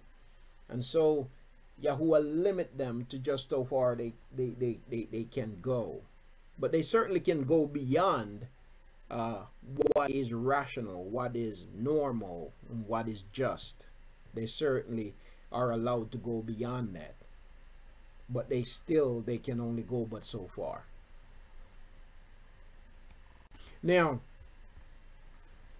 so it came to be afterward that he loved a woman in, okay, we read that. So they came to this woman now and they said, listen, we want you to seduce him and figure out what the secret is, okay? We want you to seduce him. All right, so knowing the weakness that Shaphatym has for women, she gonna throw it on. You see what I'm saying? She gonna go out and she gonna get, you know, the most appealing lingerie and whatever, and she, you know, she's gonna entice him, because she do know that he has a weakness for women, and they know this. And Delilah said to Shaphatym, please reveal to me where your great strength lies, and by what you might be bound to humble you. Shaphatym said to her, if they bind me with 7 fresh cords not yet dried, then I shall be weak and be like any other man. Now he knows that's not true, and he figured that she's trying to feel him out, but he figured that he has the upper hand in this, right? He figures that he has the upper hand. He figures that, listen, I might mess around with these women, but I'm in control. I got this thing covered. You see, I'm quite smart about what I'm doing. And so I can play with this fire and still not be burned. You see, that's the way he figures it. And so he continued to play with this fire because he feels like he's in control. And so he's going to play with this fire, but he's not going to lose his strength. He's not going to be burned by the fire. He's able to take this fire into his bosom, but there'll be no consequence to it. That's the way he felt. That's the way he feels. And so he continues to play with the fire because he feels like he has this thing under control. You see, that's the danger of flirting with temptation, and that's the danger we face when we do the tango with sin. And Shaphatym said to her, if they bind me with 7 fresh cords not yet dried, then I shall be weak and be like any other man. The princes of the Philistines then brought her 7 fresh cords not yet dried, and she bound him with them. While those lying in wait stayed with her in the room, and she said to him, the Philistines are upon you, Shaphatym. But he broke the cords as a strand of yarn breaks when it touches fire, so the secrets of his strength remained unknown. So he's toying with them. And Delilah said to Shaphatym, look, you have mocked me. She's letting him know that she's quite displeased with him. You have mocked me and spoken lies to me. Now please reveal to me what you might be bound. And he said to her, if they bind me tightly with new ropes that have never been used, then I shall be weak and be like any other man. And Delilah took new ropes and bound him with them and said to him, the Philistines are upon you, Shaphatym. And those lying in wait were sitting in the inner room, but he broke them off his arms like a thread. Now you see, this should have been a red flag to Shaphatym that this woman is really no good for me. But what happened was he was struck by her beauty. He was struck by her beauty, and he knew that she couldn't be trusted, but he figured, you know what? I'm going to play with this snake. I'm going to play with this serpent, and I'm going to get what I want out of it. Because after all, I'm skillful enough to handle it and not be bitten. You see? But he should have known that this woman meant him no good, and he should have packed and left. But no, he figured, you know what? I'm in control of this serpent. I can continue to play with it and not be bitten by it because I got this. You see? I got this. And that's what happened when we feel like we're in control and we can manage a thing. We can manage disobedience. We can manage transgression. We can continue to play with it. We can continue to dabble in it, and it's not going to affect us. Before you know it, it creeps up. And it creeps in. And when it comes in, it's not looking for just a little space in the room, a little corner in the room. It's coming in to take over. It's coming in to bring down. And Delilah took new ropes and bound him with them and said to him, the Philistines are upon you, Shaphatym. And those lying in wait were sitting in the inner room, but he broke them off his arms like a thread. So Delilah said to Shaphatym, until now you have mocked me and spoken lies to me. Reveal to me how you might be bound. And he said to her, if you weave the 7 locks of my head with the web. Now watch this now. This is where the myth of Fabio is dispelled. This is where the myth of the Samson movies are dispelled, because in the Samson movies, you see, they show these white men with long flowing hair, you know, and you know, European men. Shaphatym was not a European male. He was not a white man. Shaphatym was a black man with what? With 7 locks. He had 7 locks in his head, like, you know, Bob Marley locks, big locks. He had 7 of them, and then his beard was locked. You see? That's who Shaphatym was. He was a melanated man, as the people of Yasharal are, the real people. I'm not talking about fake people. I'm talking about the real people. So he told her, but watch this. Look at the danger of this now. What happens every time he plays with the serpent and he misleads the serpent? You see, every time he plays with the serpent and he misleads the serpent, and the serpent comes back and said, you lied to me. You know what's happening? He gets closer and closer to the truth, but he don't even realize it. He gets closer and closer to his demise, but he don't even realize that he's doing that. And so Delilah, verse 13, Delilah said to Shaphatym, until now you have mocked me and spoken lies to me. Reveal to me how you might be bound. And he said to her, if you weave the 7 locks of my head with the web, weave them into a web. Then she fastened it with a pin and said to him, the Philistines are upon you, Shaphatym. But he awoke from his sleep and pulled out the pin of the loom and untangled the web, basically. Then she said to him, how do you say, here's manipulation, how do you say I love you when your heart is not with me? I mean, some nerve she have, right? I mean, here it is, you're plotting my demise and you have shown it to me time and time again, and you're going to question my love for you when I'm not trying to kill you, you're the one trying to kill me. And she said to him, how do you say I love you when your heart is not with me? You have mocked me these 3 times and have not made known to me where your great strength lies. It came to be when she pressed him daily with her words and urged him, she wore him down, so that his being was wearied to death, that he made known to her all his heart, and said to her, no razor has ever come upon my head, for I have been a Nazarene to Alakim from my mother's womb. If I were shaven, then my strength would leave me, and I would become as weak as any other man. And Delilah saw that he had made known to her all his heart. Yes, she did. She saw it. You see, because he was love-struck.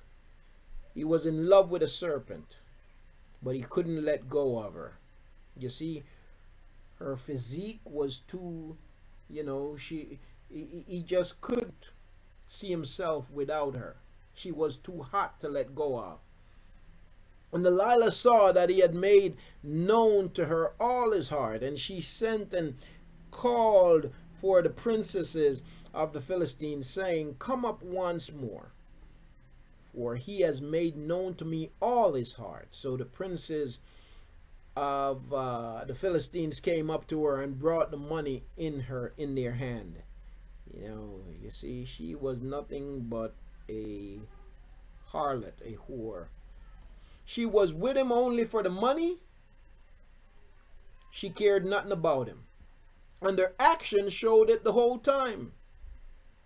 You see, yes indeed, she was fine, Aki. Fine. Yes indeed. You see, she was fine. A lot of men get caught up in that. A lot of men get hung up in external beauty. You see, if you have a woman, it doesn't matter how pretty she is, how beautiful she is, if she's not complimenting you, if she's not adding value to your lives, she's not adding value to your lives, then she is not for you. And if a man is not adding value to your lives as a woman and a man together, then he's not for you. You can't have one trying to build something and the other one tearing it down. You can't have one thinking about us and the other one only thinking about me. Because that one will sell you out at the first opportunity that knocks. You see.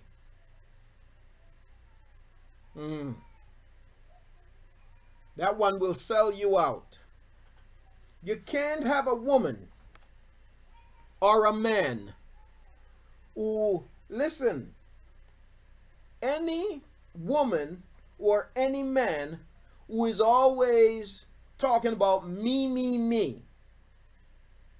What can I have? What are you going to do for me? Any person you find that is self-centered and self-seeking, there is no us in that, and there is no building in that. And they're only going to bring you down. You see? They're only going to bring you down because they're all about themselves.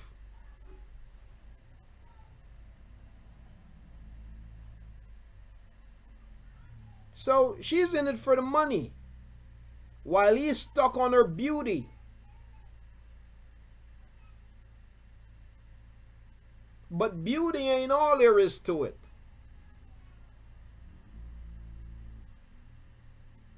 You see, beauty is not all there is to it.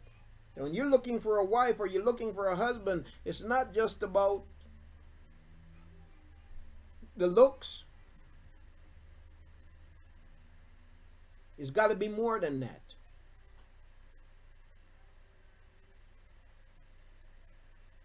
Because if looks is all they have, then guess what? That ain't going to last too long. Because as the scriptures tells us, beauty is fleeting. Comes a time when, whether you're a man or a woman, things begin to droop. Gravity begins to have an effect upon your body. And what used to be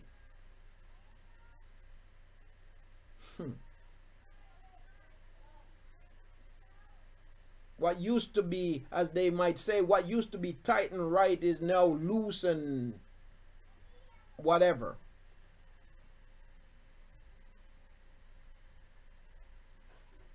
So your choices can't be simply based on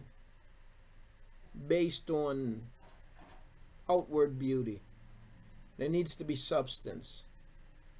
You see? And she made him sleep on her knees and called for a man and shaved off the 7 locks of his head. Thus she began to humble him, and his strength left him. She was never no good for him. And she said, the Philistines are upon you, Shaphatym. Now there is no doubt that he was getting what he wanted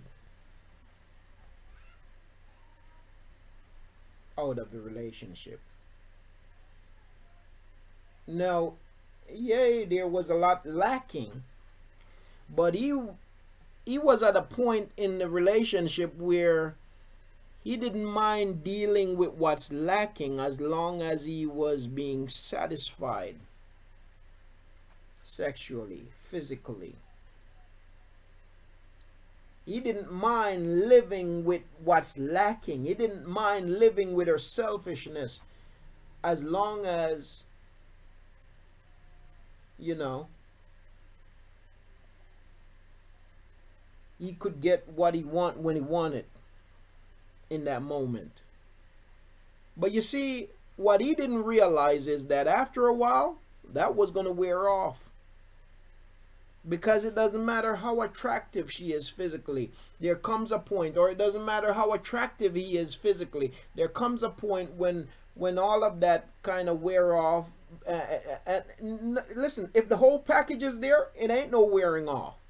But when there are other important things that are significantly lacking, eventually that's going to wear off.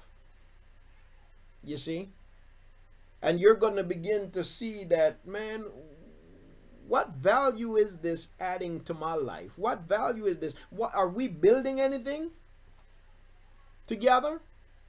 Or is this just a one-way street some kind of way?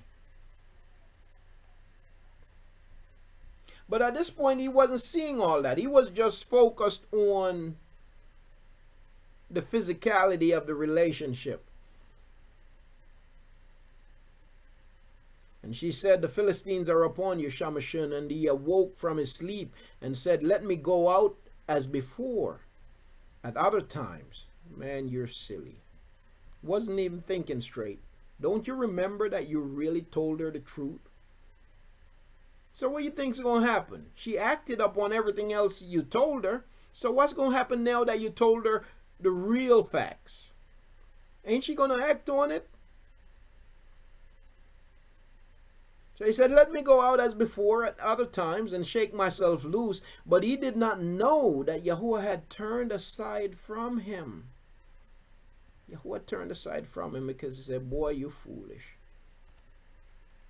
So the Philistines took him and put out his eyes. You see, he was hoping that he can go ahead and tell her what it really is.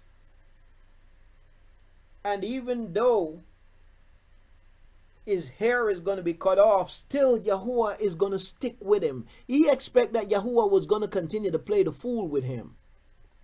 Because you see, he put himself in a situation where it's not just him in the situation. Yahuah's name is at stake. He put himself in a place where now it's not just him in it. He has put Yahuah in the mess with him. Because why? He is the king of Yasha'al. He is the servant of Yahuah. And so he's not thinking that by me putting myself in this situation, that I'm actually putting Yahuah in it with me. When I lay in that bed, it's not just me and her laying in the bed, but I brought Yahuah in there with me.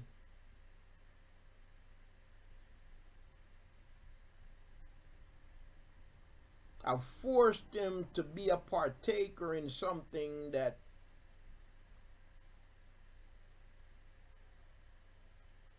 he has no desire for. And so he figured that Yahuah is going to continue with him in spite of his nonsense. And so I'll tell her what it really is. And she can go ahead and cut my hair off. But you know what? Yahuah is going to give me the strength. Because you see, it's not the hair, really, from which his strength came. His strength ain't in his hair. It's not the hair that gave him strength. It was Yahuah who gives him strength. He knew that.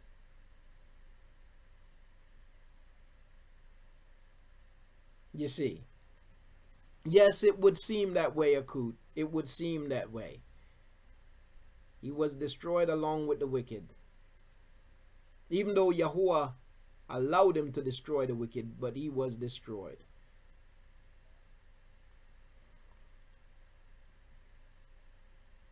So he knew it wasn't the hair, really. He knew it was Yahuah. But he figured, okay, I'll let him go ahead and cut it off. But Yahuah's still going to be with me. Yahuah says enough is enough. And the princes of the Philistines gathered to offer a great... Okay, so... And she said, the Philistines are upon you, Shaphatym. And he awoke from his sleep and said, let me go out as before at other times and shake myself loose. But he did not know that Yahuah had turned aside from him. He gave his strength away. He pushed Yahuah away for a woman. So the Philistines took him and put out his eyes and brought him down to Azah and bound him with bronze shackles, and he became a grinder in the prison. They were using him like he was a horse. But the hair of his head began to grow again after it had been shaven. And the princes of the Philistines gathered to offer a great slaughtering to Dagon, their mighty one, and to rejoice. And they said, "Oh, our mighty one has given Shaphatym, our enemy, into our hands." This is where they really mess up. Because the gun didn't give him into your hand. Yahuah did. And the people saw him and praised their mighty one. For they said, "Our mighty one has given into our hands our enemy, the destroyer of our land, who slew many of us." They really mess up. Because you know what? They're wicked. But Yahuah is going to hold them accountable for giving his esteem to an idol. Because it was Yahuah that gave him into their hands. But here it is, they're giving Yahuah's esteem to an idol. And the people saw him and praised their mighty one, for they said, "Our mighty one has given into our hands our enemy, the destroyer of our land, who slew many of us." And it came to be, when their hearts were glad, that they said, "Call for Shaphatym and let him entertain us." That's what they've always done with the people of Yasharal. They have treated us like entertainers. Throughout history, we have been entertainers. Go back to the history of the Romans. Go to American history. Go to the history of the Persians. Go to any history. The history of the Persians. The history of the Medes. We have always been used for entertainment when we are taken into captivity. So they called for Shaphatym from the prison, and he entertained them. And they made him stand between the columns. And Shaphatym said to the young man who held him by the hand, "Let me alone and let me feel the columns which support the house, so that I lean on them." And the house was filled with men and women, and all the princes of the Philistines were there. And about 3,000 men and women were on the roof, who watched Shaphatym entertaining. And Shaphatym called to Yahuah, saying, "O sovereign Yahuah, remember me, I pray. Strengthen me, I pray, only this time, O Elohim, and let me avenge myself on the Philistines with vengeance for my 2 eyes." And Shaphatym took hold of the 2 middle columns which supported the house, and he braced himself against them, one on his right and the other on his left. And Shaphatym said, "Let me die with the Philistines." And he bowed himself mightily, and the house fell on the princes and on all the people in it. And the dead that he killed at his death were more than he killed in his life. And his brothers and all his father's household came down and took him and brought him up and buried him between Zorah and Ashtal in the tomb of his father Manoah. And he had ruled Yasharal 20 years. A sad end to a promising life, all because he gave his strength away. And how did he do it?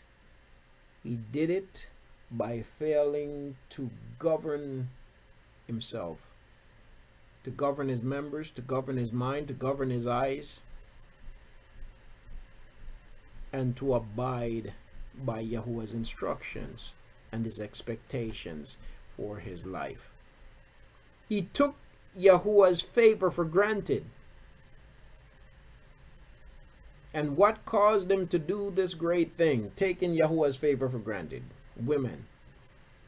His inability to look the other way.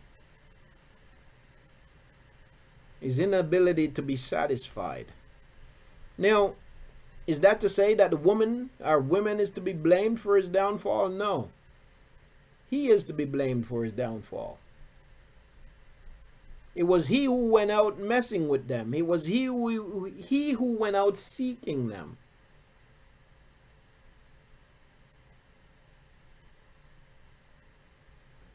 They didn't come after him. He went after them. And as a result, he gave his strength away. And so, you know, part of the problem is that he didn't realize the level of favor that was on his life. He took it for granted.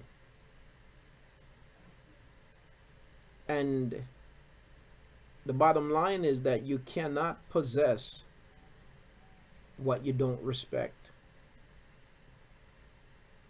You can't hold on to something if you don't respect it, because you're going to treat it as if it's common.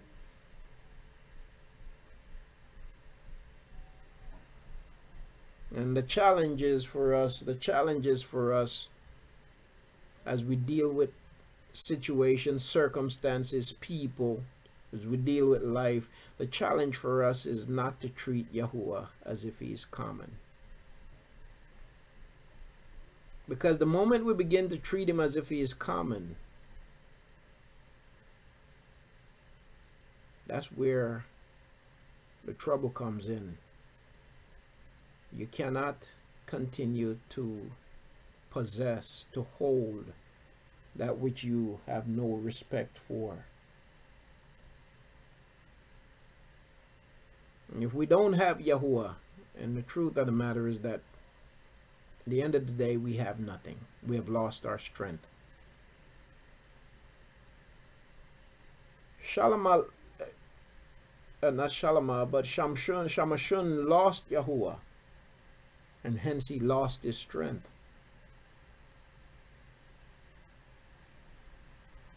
He decided that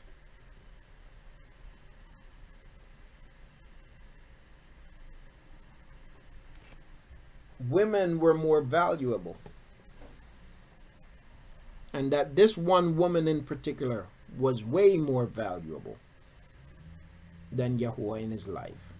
And so he wasn't willing to give her up at no cost, even though she made it clear to him that she didn't care about him, that she had no love for him.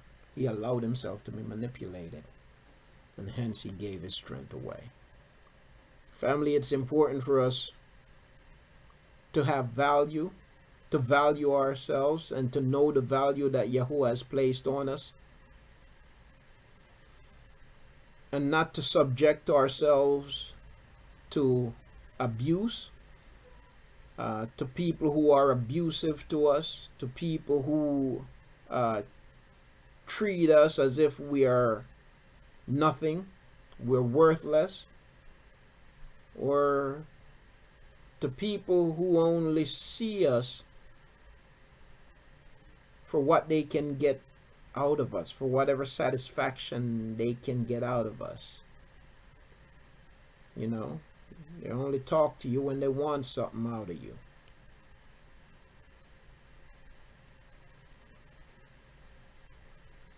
They only act like they know you when you can be of some benefit to them. And then once they get what they want out of you, they're gone. They plot against you with other people, lie on you, talk bad about you. You don't waste your strength on relationship and people like that, because they mean you no good. And so Yahuah has put many great things in us. He has placed greatness in his people. And it's important for us to recognize that and to value that, to respect that, to know that, so that we don't run the risk of giving our strength away, which is to say to Yahuah, I've got something better than you in my life. I've got something or someone that is more valuable to me than you in my life. And so I don't want you in my life. The moment we put him out of our life, and we've given away our strength. And that's what Shalama did. So going back to the book of Proverbs, Mashali, chapter 31.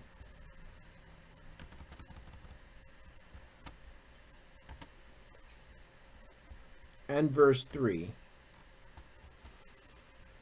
Lamuel's mother cautioned him. She said, do not give your strength to women, nor your ways to wiping away kings. And that's exactly the two things that Shamashun did. Gave him strength to women and focused too much on upheaving other kings. It is not for kings, O Lamu'al, not for kings to drink wine, nor for princes to desire strong drink. The message in this really is of drunkenness. Christianity often take this and said that, you know, it is a sin to drink alcohol. It is not for kings, and it's not for anyone. According to the scriptures, family, we are kings and queens in Yahuwah's eyes. His people are kings and queens in his eyes. Not in a prideful way. We are not to take that in a prideful sense. But that's how much Yahuwah values us as his people. And it's not for any of us to be given over to drunkenness. Don't mean that you can't have a drink or two, and as long as you remain sober, but it's not for us to be given over to drunkenness. Now, of course, Christianity teaches, some aspect of Christianity teaches that if you drink anything, you're, according to them, you're going to hell.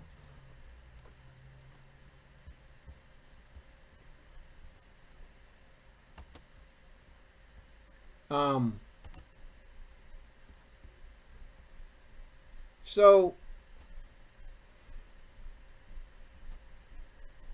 his mom warned him that when you're given over to drunkenness, that's really what she's talking about.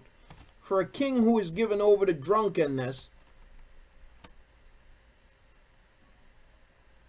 they will drink and forget the law. They'll drink and forget the Torah and pervert the right of all the afflicted. A drunken king. And one can be drunken not just by alcohol, but one can be drunken by their pride. One can be drunken by greed. One can be drunken by malice. One can be drunken by hatred. One can be drunken by their racist ways.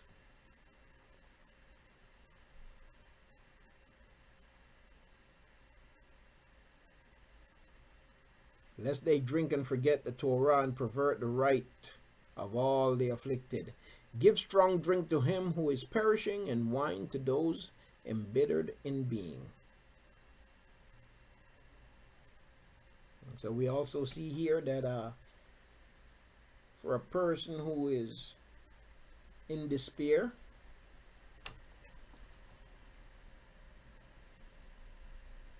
a drink can be good relief, but let it not become a habit. Give strong drink to him who is perishing. The sons of the departed, open your mouth for the dumb in the cause of all the sons of the departed. This is talking about speaking up against injustice.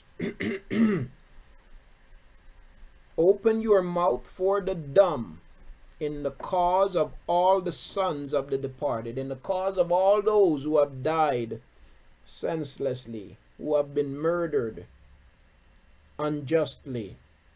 Open your mouth for the dumb in the cause of all the departed. Well, before I go into the rest of Mashali, Proverbs chapter 31, because it's going to change here a little bit, in a little bit, I'm gonna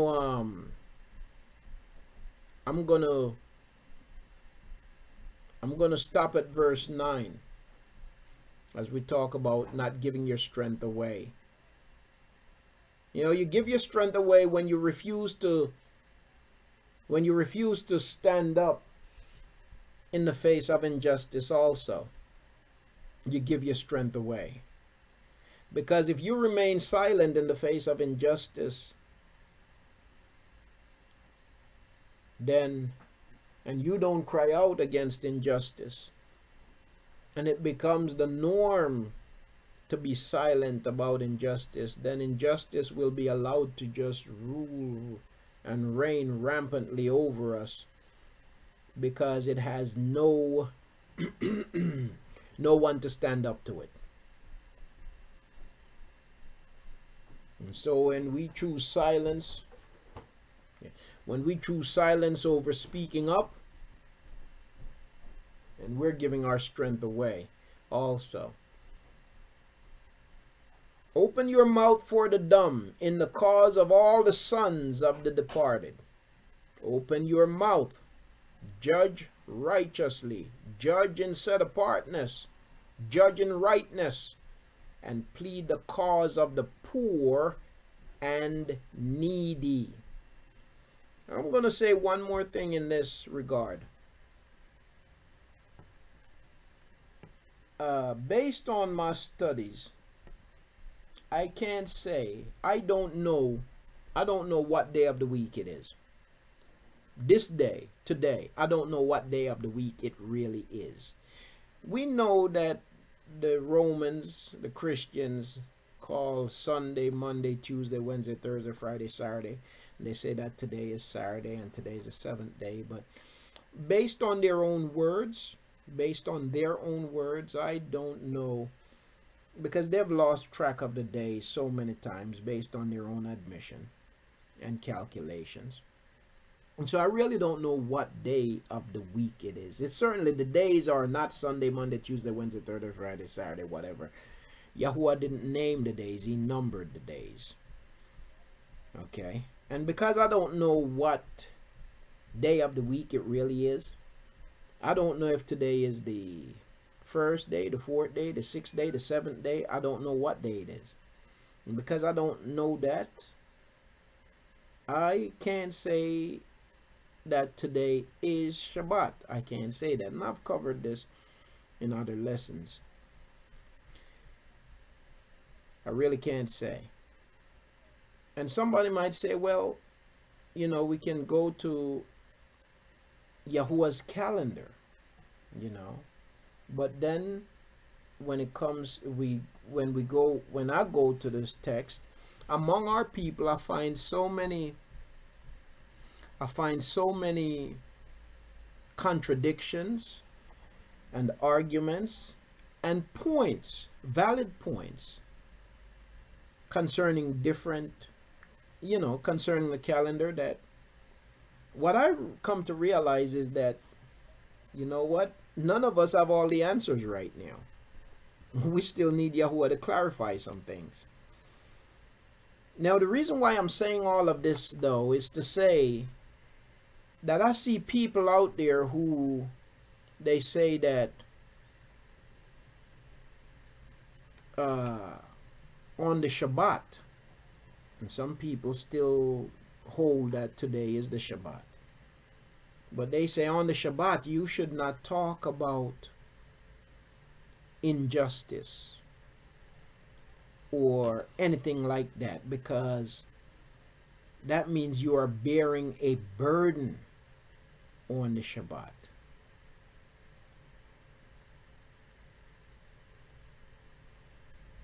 But even if today is the Shabbat, is truly the Shabbat, that for somebody to say that today is the Shabbat, so therefore you don't talk about anything that burdens you on the Shabbat, that would be false according to the scriptures. Because all of Yasharal's teaching took place on the Shabbat. All of Yahuah's teaching to his people, all of his chastising of his when it comes to dealing with them in word, communicating his instructions and the problems that he have with them, the issues that he take with them, that teaching is conveyed to them in and large on the Shabbat. You see what I'm saying? So when he scolded them, Many times it would be on the Shabbat. For them to be taught concerning injustice and whatever, many times it's on the Shabbat, right? So my point here is that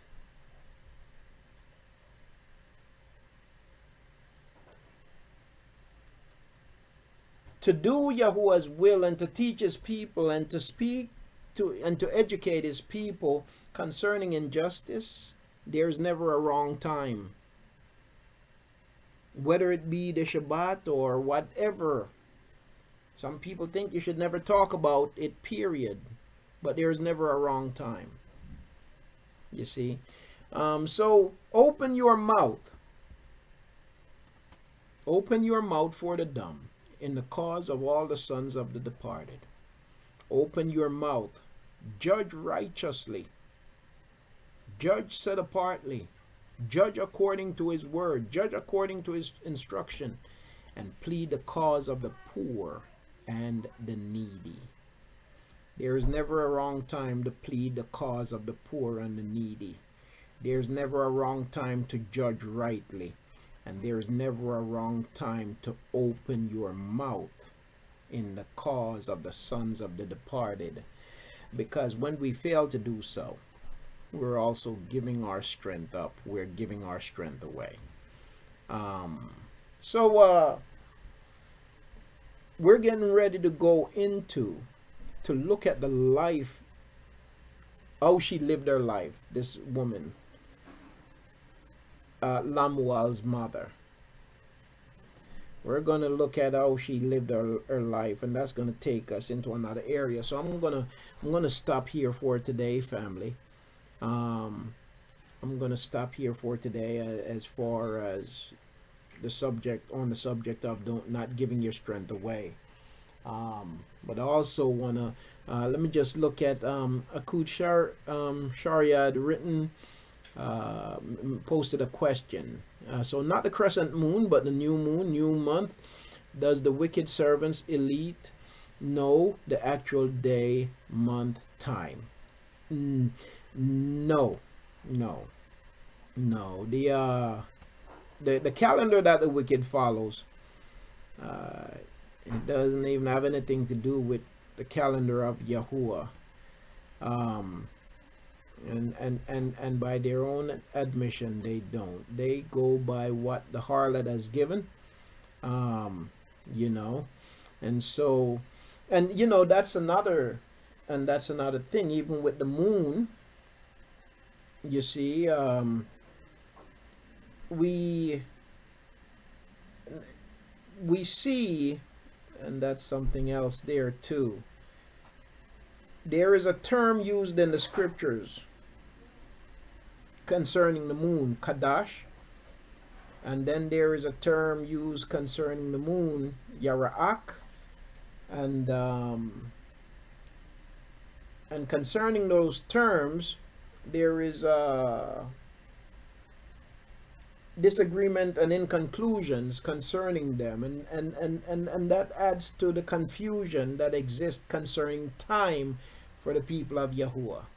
And so there are many challenges out there that I believe what's needed further is clarity. So even concerning Yahuah's people right now, when you look at us as a people, and there is much confusion concerning time, you know, and you know what? Yahuah tells us that it would be this way. He tells us that it would be this way. In the book of, which book am I thinking of here? It's not coming to me right now. But in more than one writing, Yahuah tells us that it would be this way, you know. And so, in time, I believe Yahuah will make it clear. But based on the admission of the wicked and even the confusion among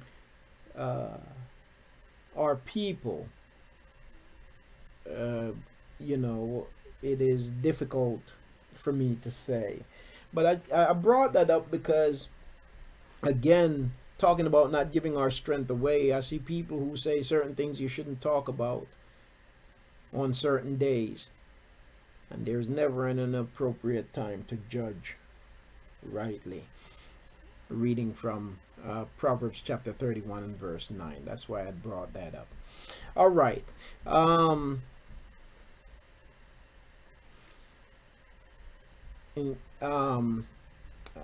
So family, once again, I want to say to the Yahuah for this time, to the Yahuah for your word. And I would like to open up the microphone if there are any comments or questions concerning anything that we have covered, or if there's something else, anything else, family, that you would like to highlight. I'd certainly like to open the microphone to anyone who might have a comment or question at this time. You can raise your hand. There's a way there to raise your hand if you'd like to. And so Aki Damon, please go ahead, Aki. Hello, Yahuah. Shalom, shalom, Master. Shalom to you, Aki. Shalom, okay. Got one question and kind of a comment too. So, Scripture talks about predestination, or does Scripture talk about predestination? And if so, if we have free will, I'm a little confused about if we have free will, how is it that we are predestined? We can choose if we have a choice, but if it's always if there's already Yahuah, even though, unless I'm misunderstanding, Yahuah have this all-knowing understanding about what's going to happen to us, things of that nature. Predestination is something that's a bit confusing because now, so if we have free will, and then also Scripture talks about what's it? Free will.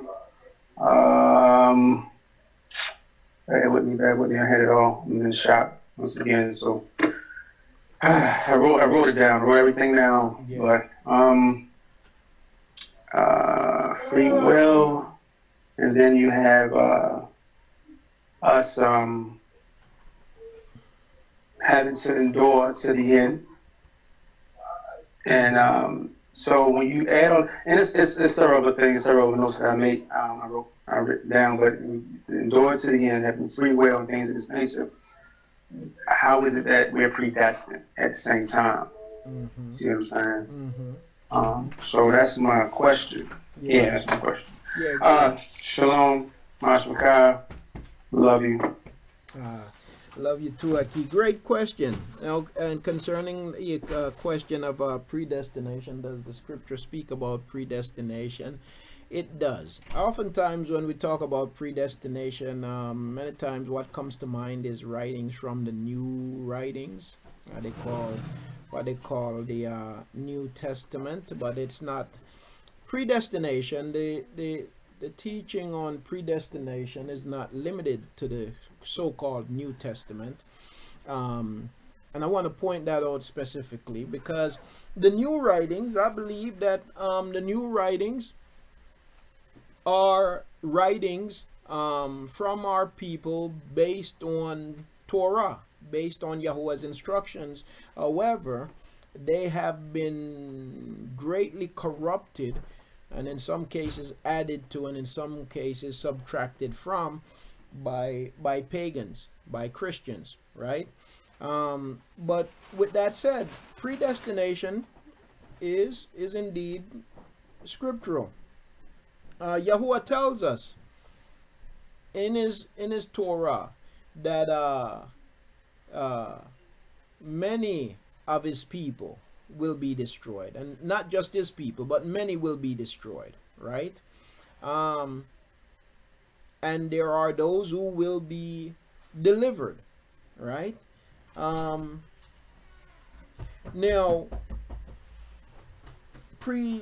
predestination is really based on the knowledge of Yahuah. Predestination is really based on the knowledge of Yahuah. And so, through his knowledge is all knowingness. He knows those who will obey and those who won't. As a matter of fact, he said to Yahu, even before you were formed in your mother's womb, I knew you, right? And so Yahuah knows us. As a matter of fact, we exist in Yahuah even before we were brought forth, because we are the breath of Yahuah. Our existence is the very breath of Yahuah, right? He says in the book of Bereshit, Genesis, he says that Yahuah Elohim formed man of the dust of the ground and breathed into his nostrils, and man became a living being or a living soul, right? And so our very existence is the breath of Yahuah. We come from Yahuah, meaning then that we existed in Yahuah even before we exist in the earth, right? And so Yahuah has foreknowledge of us. He knows us, and he knows the choices that we'll make, and based on that knowledge, he predestines some to destruction based on him knowing the choices they'll make, and some to life, you know. So at the same time, him being just and being fair, he gives all of us the ability to choose. We all have the ability to choose. So even though we are predestined based upon foreknowledge, but we still have the ability to choose. So him having foreknowledge that you're going to reject him, it didn't take away your ability to choose. You still have the ability to choose, because at the end of the day, you're without excuse. You had the ability to choose. You knew right from wrong. You chose wrong instead of right. So predestination ain't necessarily means that we're automatically are going to be, because that's I think that is where the confusion comes in. Right. That it's an automatic thing, like you're automatically going to be saved automatically. Right. No, you're on cruise control. No, you still have choices to make. So predestination doesn't define that you're automatically in right standing with Yahuah. Right, exactly, precisely, Aki. Because again, your name can be blotted out. This is not. Gotcha. This is not once saved, always saved. Torah. Appreciate that. You're welcome, Aki. All right, so yeah, so I want to go back to a very important question that Akut Sharia brought up. It says, if we are delivered to the desert and the people were observing the Shabbat, would we be okay to do so then? Or is it only when in the land that all will be restored? All right, so you know, it's what's interesting about the desert, as we see when the people were coming out of Mitzrayim. The desert is an interesting place, or wilderness, right? Wilderness. The wilderness. Some people might say desert, but the wilderness is an interesting place, right? The wilderness symbolizes a place where you are no longer under the hand of the oppressor, but now you're being guided by Yahuah. They're no longer in captivity. Mitzrayim symbolizes your place of bondage, your place of captivity. You're no longer in captivity. You're no longer in the place of bondage. In the place of captivity, in the place of bondage, the people were unable to keep the feast of Yahuah. They had to worship according to their masters. But when you go into the wilderness, you're no longer under the hand of your captor. You're no longer under the band of your captor, but now Yahuah is leading you. And so you have freedom, but it's also a dangerous place. It's also a dangerous place because now you're in between bondage and home. And in between you have this freedom. But the freedom that you have is dangerous because there are really no borders in the wilderness. And that's why you find in the scriptures that a whole lot of people of Yasharal were consumed in the wilderness. A whole lot of them died off in the wilderness. Because even though it was a free place, it was a dangerous place. You see? It was a place of uprisings. It was a place of tumult. It was just a dangerous place. And so it's a free place. And so you see where they were able to keep the feast in that place because they're no longer under the ban of because Yahuah is guiding them, right? Yahuah is their guide. But at the same time, there are no borders, you see? And so that makes it dangerous. There are no walls. So, you know, in the wilderness, you saw where the people kept the feast, you see? Yep. And in the wilderness is where purging takes place. Okay? That's where purging takes place, you see. So, you know, when we come to our wilderness experience, again, going by scriptures, it shows that in the wilderness, the people were allowed to keep the feast in the wilderness. You see, and that's the only place outside of the land where the people were allowed to keep the feast. So when our wilderness time comes, when we are driven into the wilderness, I would say, based on the scriptures, based on the precept of scripture, that we are allowed to keep the feast in the wilderness, but it is also a place of purging, and it is a dangerous place.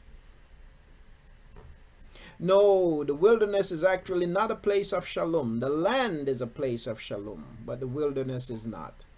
The wilderness is a place of purging. It's a place of chaos. It's a place of uprising, because your very people, your own people now, becomes your enemy. And that's interesting. Your own people becomes your enemy in the wilderness, and that's where the purging takes place. That's where the sifting takes place.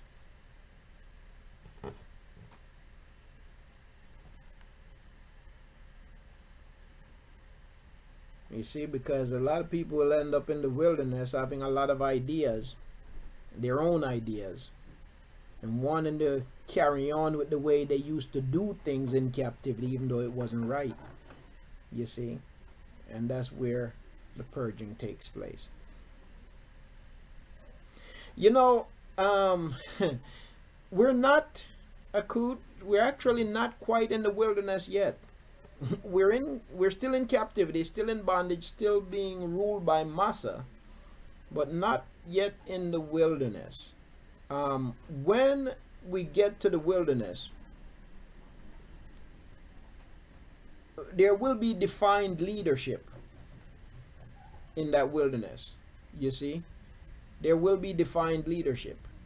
Yahuah is our guide, but he will set up leadership, you know, and it will be, it's not the same as Matzrayim. Where we are right now, we are in Matzrayim.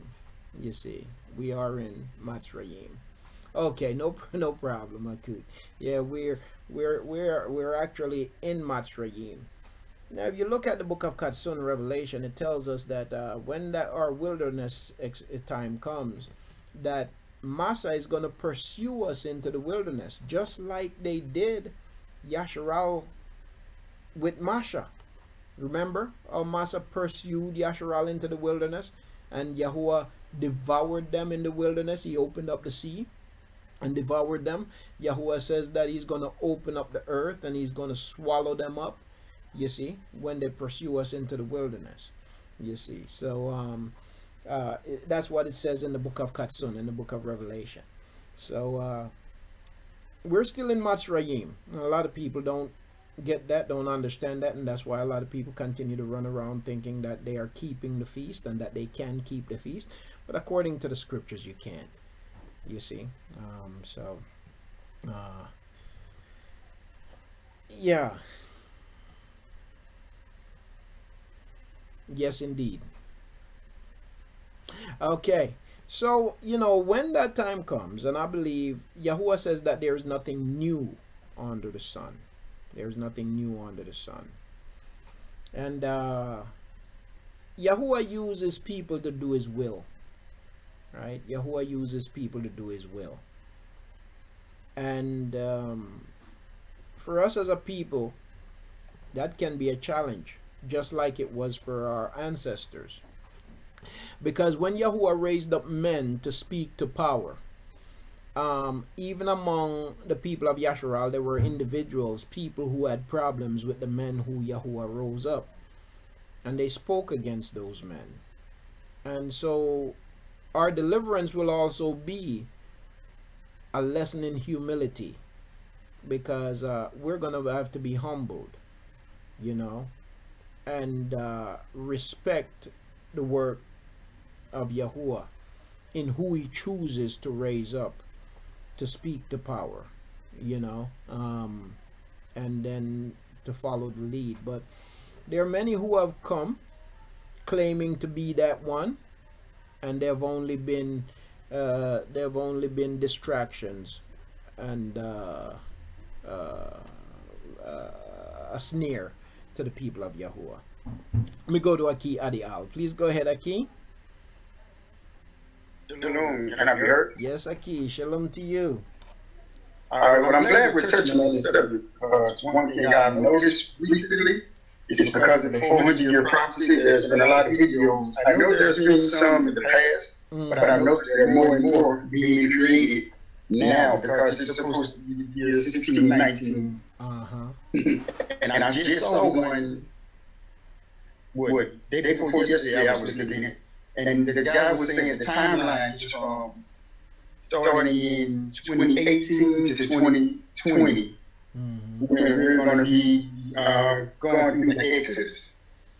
So I just want to make everyone aware, just be aware of that because it may seem crazy. It's going to be crazy with the things that these so-called teachers are going to be saying and the information that they're going to be putting out. Because it may be quite embarrassing when 2019 comes and nothing happens. Yeah. Then they're going to be eating crow, so to speak. And that's all I release so much. Indeed, Aki. And people who go by that 400-year thing too, I also like to caution people that Yasharal was in Matzrayim 430 years before Masha showed up. It wasn't just there for 400 years. Even though you have one text that says 400, but read the scriptures long enough and you'll see that the exact time was 430 years. And I don't and I refuse to put a timeline on Yahuah's actions because I don't know. And many people make that mistake. Many have made it in the past and will continue to. And like Akiyadi, I'll say you'll see a whole lot of people putting out a whole lot of stuff. I mean, just not long ago, in 2012 and 2010, there was a whole lot of stuff put out. Turned out all to be false and fake, you know. But people will continue to do that because, you know, prideful men and women will want to say, I called it first. You see, and they're really calling foolishness. That is so true, Aki. Let me go to Aki. Please go ahead, Aki. Shalom, Aki. Hey, shalom to you, Aki. I got a simple question. Okay. And that is, how does one pray in the spirit when he is flesh? Yeah. Well, Aki, you know, in the book of which book is it again? I think it was Shaul, King Shaul, who the scripture said that he was prophesying. But it was really speaking the word of Yahuah, but those hearing him could not understand what he was speaking, right? Now we see also, I believe it is in the book of Romans, where it talk about praying in the Spirit.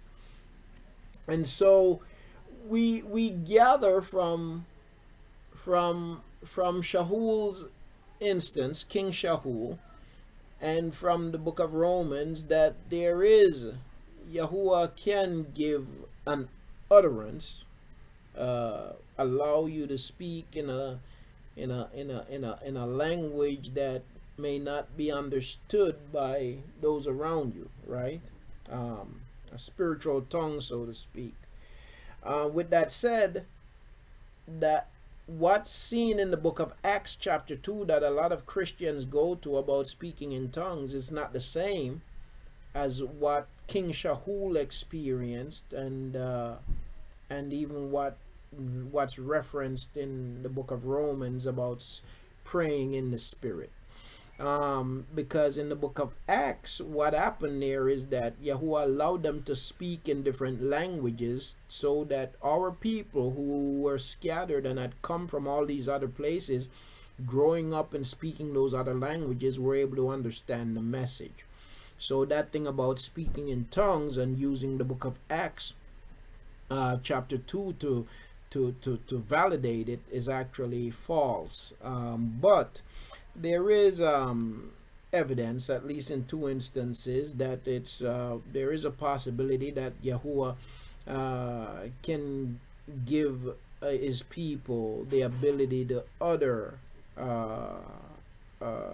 prayer or sayings in a language or a spiritual tongue that might not be understood by others. So how can we, being in the flesh, pray in the Spirit? My outlook on it then would be that it's Yahuah allowing one to pray in a spiritual tongue. What that is, I don't know exactly. So basically, I'm just taking it that what it means is, just as Samson, when Yahuah Ruach came upon him, it would come upon us in a different way, but it would be because of Yahuah, not our own doing, as it was taught in Christianity. Precisely. Okay. Yes. Ta-da. Yes, and that's exactly what had happened to King Shaul. The Ruach of Yahuah came upon him, and he began to speak. Yes, indeed. All right, let me go to let me see. Let me go to Akut Yariya. I don't know if Akid Damon had put his hand up again or it was from earlier. Let me go to Akut Yariya and then I'll come back, Akid. Okay, shalom and family. Shalom to you, Akut. I did have a question, so, and I'm not sure if we have visited this before, but there's a lot of stuff going on out there, a lot of people saying a lot of different things. So, in the original Exodus, you know, we were all typically in one place, and you would deliver us out of that Mitzrayim.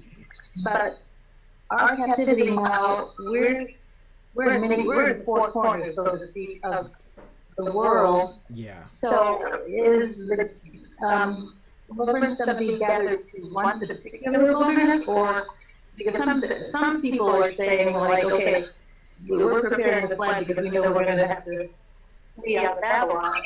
And but my question is, so exactly, do we know where? Are we going to be gathered to one place, or are there going to be individual, so to speak, wilderness experiences for all of Jewish people? Yeah. Great question, Akut. Now, putting the scriptures together, what I summarize, even though I believe there are still some details lacking, but what I summarize, for example, from reading from the book of Zechariah and other places. So there's coming a time where Yahuah is going to have to fight on our behalf, right? Where he's going to destroy the wicked. They're going to pursue us, and he says that he's going to cause fire to come from his mouth. I don't know if that's necessarily literally, but he's going to destroy the wicked. They're going to pursue us, and he's going to destroy them. It talk about the valley the valley of they call Armageddon. There's another name for it, Gehenna. But basically, where he's going to bring the nations together, and they're going to fight against each other, and they're going to be destroyed, right? What I summarize from that when I read those references to that final battle is that Yahuwah's people will be gathered, and it seemed to me that we will be gathered in the land, and that's where they're going to come and pursue us, basically trying to drive us out. And I believe then that the wilderness that we'll be driven into will be a literal wilderness in the land, and Yahuwah will give us shelter there, and there the wicked will be destroyed. So I believe that the gathering will come before, so the wilderness is not going to be so much outside somewhere or some places outside of the land, but will be in that regathering that we are driven into this wilderness, basically them pursuing us, maybe for the purpose of driving us out, and there Yahuwah will destroy the wicked. I'm kind of thinking about the book of I believe in the book of Ezekiel references it, in the book of Yashayahu and the book of Zechariah. Those are the references that I'm thinking about. Okay, so it sounds like to me, and correct me if I'm wrong, we will have to go back into the land before we are proceeding to go to the wilderness? Yes, again, the scriptures isn't totally clear on how things go chronologically in the regathering, but it seems that way. It seems that way to me. That that's where we will be in the land. We'll go back to the land, and then the wicked will come after us, and they'll be destroyed in the land. For example, even in the book of Katsun, the book of Revelation talks about a great army coming from the east and so on. But it puts this final battle.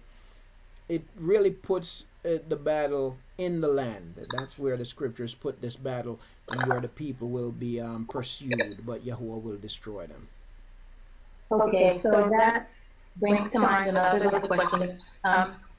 So, and I'm not sure, are you saying that are people that, I know that there are people that are making their way back to the land now, but is there going to be like a way that we all get back to the land before this happens, or people are just going to decide I'm going back home?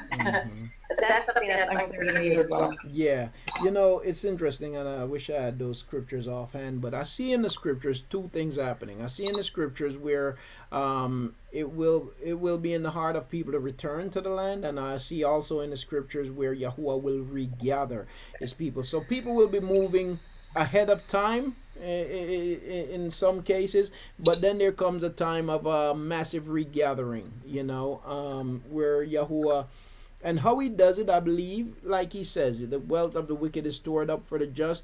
I believe that he'll move upon governments, cause them to act, cause the wicked to act in ways that they really didn't intend to act, and in so doing, what conditions will be brought about for this to happen. How he does it, I don't exactly know, but I believe that there'll be a mass exodus facilitated by governments concerning the people. But also the scriptures also points to people being in the land before the final regathering. So I believe Yahuah, just like he puts it in the heart of his people to take on his name, he puts it in the heart of people to kind of move back to the land, you know, and so you'll find a trickling before the big stream, so to speak. Okay, so that for the reading of time. Praise Father Akut. Yeah, I wish I had those scriptures offhand right now, but I wanted to I would have liked to point them out. There are scriptures that refer to people actually being in the land before the great regathering, you know. So, but yeah, in the book of Yashayahu, there are some references, and there were some other places. I don't remember them offhand right now. Aki Damon, please go ahead, Aki. Yes, so I am a type of person that I pretty much try to pay attention to a little bit of everything. Because I understand and know that Yahuah is always speaking. He's pretty much in everything, communicating with to you about different things. And then, of course, you know, you have to pray about things and to understand and what it is you're looking at and things of that nature. Now, something interesting. I don't know if you guys heard about the what's it called? Pedosexual. Pedosexual. You heard about that? Wait. What about it exactly? It's supposed to be a group that's trying to connect themselves with the LGBT, so that they can try to, say that they have rights of. It's actually pertaining to dealing with younger children, only people dealing with younger children. Anybody heard about that? No. I believe it's called pedosexual. I think they are trying to pass it in California, which is actually burning right now. I think that's ironic. So that's something to look into. I don't got too much information on that, but this is what I really wanted to bring forth. Wanted to put that nugget out there just in case there's some accuracy to that. I believe it's called pedosexual or something to that nature. And yes, they are trying to connect themselves with LGBT, so they have rights to, if they feel something like they feel as a child, they should be able to deal with a child, something like that, something crazy like that. And also, I don't know if anybody heard about Sophia, the AI that has a first citizenship, in Saudi Arabia, and she's an AI that is constantly learning and that can, face recognition, mimic everything that you pretty much do, and you can actually have a full conversation with it. So it's like I say, I pretty much look at everything because I believe that a lot of things that are coming forth is connected to prophecy. I mean, I know how to put it together right then and there, but I try to. One of the tactics I like to do is not tactics, but one of the things I like to do is that I look at different things, pray about it, ask Yahuah for understanding and guidance through everything that I'm looking at, because it's easy, if you're looking at different things, it's easy to be deceived if you're not covered. So, so that's another thing I wanted to bring back to you guys' attention is Sophia. And that's the AI. It's considered to be a female, but it's an it, of course. And so I just wanted to know your take, okay, or anybody that might want to come to the mic, their take on how this might be connected to prophecy, pertaining to technology, these AIs coming out, and on top of the, if anybody, some people may have heard about this pedosexual type, if I'm even saying it right. So, I want to know your take on that, Key, the whole AI, Sophia thing, if you heard of anything, or if you didn't, what is your take on AIs and the technology that's coming forth, that's prophecy, line up with that any kind of way? Yeah. Yeah, I am familiar with developments, research and developments that they're doing with artificial intelligence, and I know that their plan is to first they're using it in a number of areas. Well, think about a car right now. It's the same technology that they're using in self-driving cars and robots that will be making deliveries to your house and stuff like that. But their plan is, and I suspect that, well, they are already using it in the military. They have some artificial intelligence that's, you know, machines made like little birds or little things that they use for they're like drones. They use them for spying and stuff like that, but they're creating some like humans, like to look like human soldiers, or animals and stuff like that. So they've been developing that for a while, and they're trying to make it so that, and it's already, family, we're already dealing with it more than we realize, because that's the way Google works. Google is using artificial intelligence. That's why you can go on there and you can start to type something, and it will figure out before you can even finish typing one word. It give you a whole sentence or a whole phrase, and it's be exactly what you're typing. So they're studying our habits, and the computer is learning. So the more you interact with it, the more it learns about you, and will finish your sentences for you, whatever. It's all artificial intelligence. I believe that it's dangerous, and eventually will probably, I would say, be more negative than positive eventually. You know, how it plays out in prophecy, I don't know. I mean, I can only say that it adds to the wickedness of the wicked. But you know, of course there are positives. There's good that you can get from it, but ultimately what you always find is that the wicked uses devices for wickedness, you know. So I can't say so much about how it does the scripture speak about it to that extent. No, we know that technology is a part of bringing about our oppression, our captivity, and all of that. And then what we might view as being technologically advanced today, back earlier times, technology was used too. It was technology back then that was used against our people. So it's always a part of our judgment, right?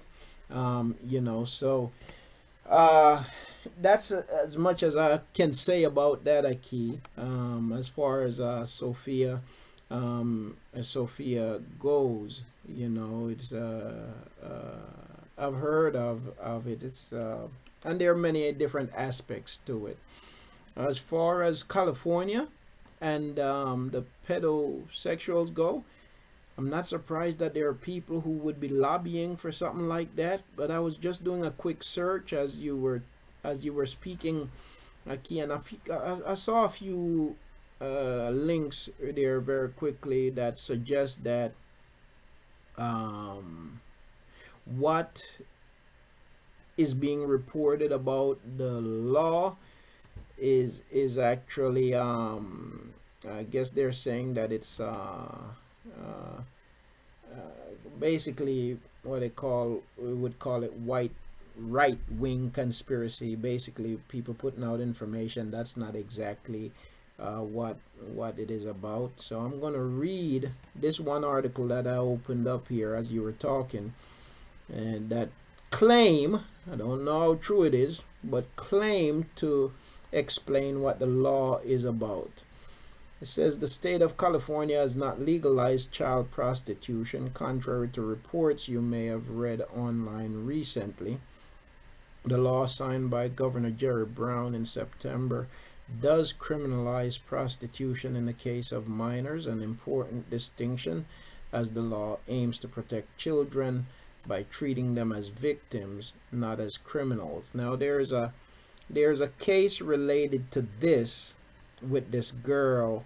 She was I think she was 14 or 15 when this man, she ran away from home, and this dude in Tennessee took her and turned her into a prostitute. He became her pimp, and she ended up killing him. And so recently there's been this effort, and she was given life in prison as a minor. And so, and her claim was that she was a victim. She was victimized by him, and she killed him out of fear and wanting to get away. And so there's been this effort to free her, and this law is related to that. But as far as maybe there is some new effort, but this, as I was looking this up, it pointed out this article. I don't know if it's related to, it might be a whole different thing now that they're trying to do with the pedosexual thing. But I'm not at all surprised about people, because a lot of people out there, men, and listen, I watched this report on TV not long ago, a few years back. These men who work in Washington, politicians, lawyers, people, CEOs, what they would do is they would get on a plane on Friday, fly to Thailand for one night, just to go and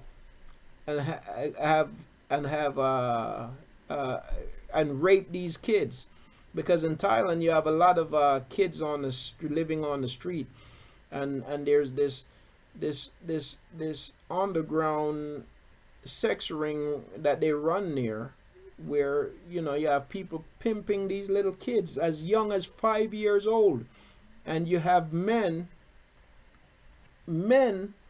so-called important men in high places here in America, going there and having relations with these little kids, and they're doing it constantly, you see. So I wouldn't be surprised, I'm not surprised that people trying to lobby for a law like that to be passed and trying to normalize it,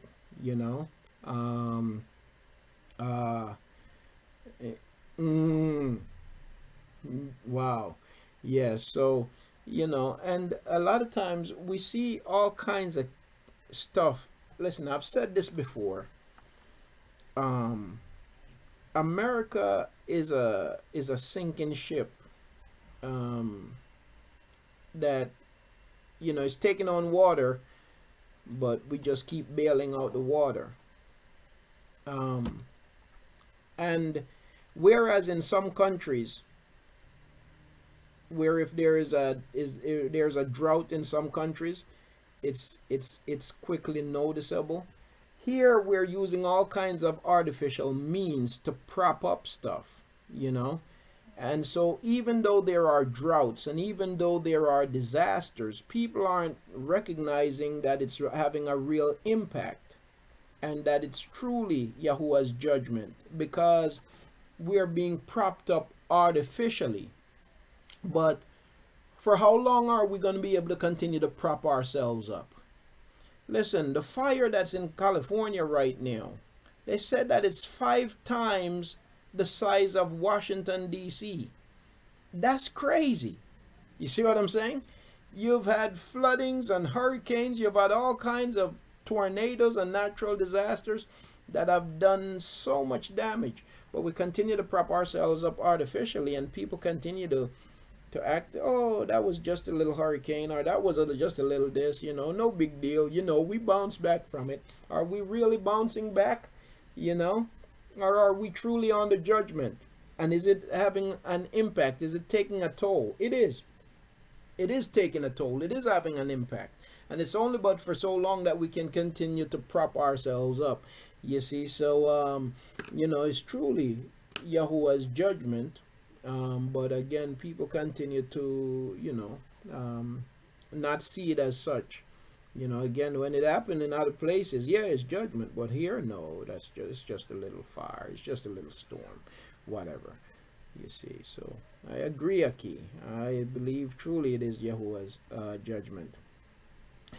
This article goes on to say that the law is SB 1322. In fact, bans police officers from charging minors with prostitution. Law enforcement officials will be able to take minors into temporary custody, but under limited circumstances, including if there's an imminent threat to their lives, and sex traffickers will still be held accountable. So according to this, the law that is, they say that people are spreading news about, I was just doing a quick search as you were talking.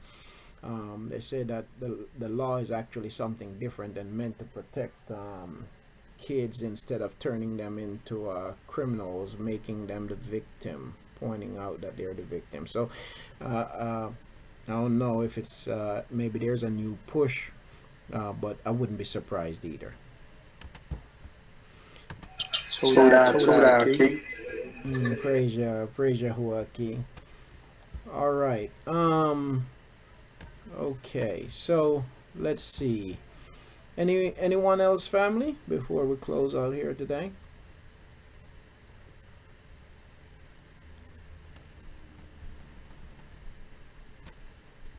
All right. Okay. Well, Mashpaka, we're going to prepare to close out. It is my hope that our study through Yahuwah's word has been a barakah to you, that it has helped us and spoken to us in some way, that certainly will only cause us to grow more and more closer to Him. And so we're going to prepare to close out here, Mashpaka. As a matter of fact, I'll just say real quickly, we had, when did we have? We had a Rob meeting a week ago. And so, I know my schedule has been jumbled around, but I'd like to, for us, we're supposed to be coming back together to discuss, try to gain consensus on where we go from here. So, Rob members, I want to invite you to, if you can, to join us and try, if you can, as many of you as possible, all of us if possible, if we could come together this coming Wednesday evening at 7:30. We're trying to finalize how we proceed from here, and it's just important for us to get everybody together, and so we can determine where we go from here. So Rob, this Wednesday evening, Yahuwah willing, 7:30 p.m. Eastern time. Well, we're gonna prepare to close out here. Oh, by the way, before I go, let me just check YouTube before I even because I had forgotten to. Let's see, bear with me here. Let me try to get YouTube on the screen. I don't know if there are any comments or questions there that I've missed.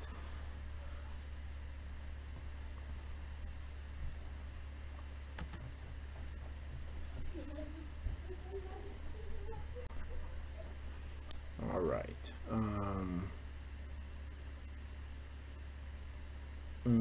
Yep, that is true. Concerning Akut Mahal, you had pointed out that in the wilderness they also had the priesthood and the tabernacle, and those are essential parts of keeping the feast according to Yahuwah's word. And the question was asked, where is the wilderness? And I'd responded to that. I hope you had heard that, family. Again, I'd said that based on what I've read in the scriptures, it seems as if the wilderness won't simply be hypothetical, so to speak, but it will be very literal, and it will be, once we are in the land, that the wicked will come and they'll pursue us, and Yahuwah will protect us. The world, and actually, Joy 13. This is actually Matzrayim, our place of captivity, and the place of captivity is different from the wilderness. You see, the wilderness is actually a place of freedom and a place of purging. This where we are at, where we have been scattered. We have not been scattered to the wilderness. We were scattered to Matzrayim. We were scattered to captivity, and so that's where we are right now. Okay, Aki. Well, no, you know, Aki, Bitcoin and blockchain works is how Bitcoin works. Blockchain is the means by which bitcoins are mined, so to speak. You know, so it's not like it's one versus the other, but blockchain is the system that produces Bitcoin, so to speak. Yeah, you really don't know. You know, it's interesting. Well, as far as the founder of Bitcoin is still he's kept his identity secret, because I think because in fear of government retaliation. So nobody really knows who came up with Bitcoin. But a lot of people are making a lot of money off of it as of right now.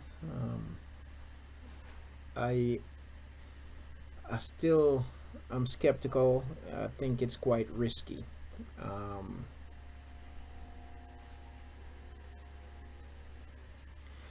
Yeah, I was just saying, I think it's quite risky, even though it's growing, and it's growing astronomically. I just think it's quite risky, because, you know, you could look at it,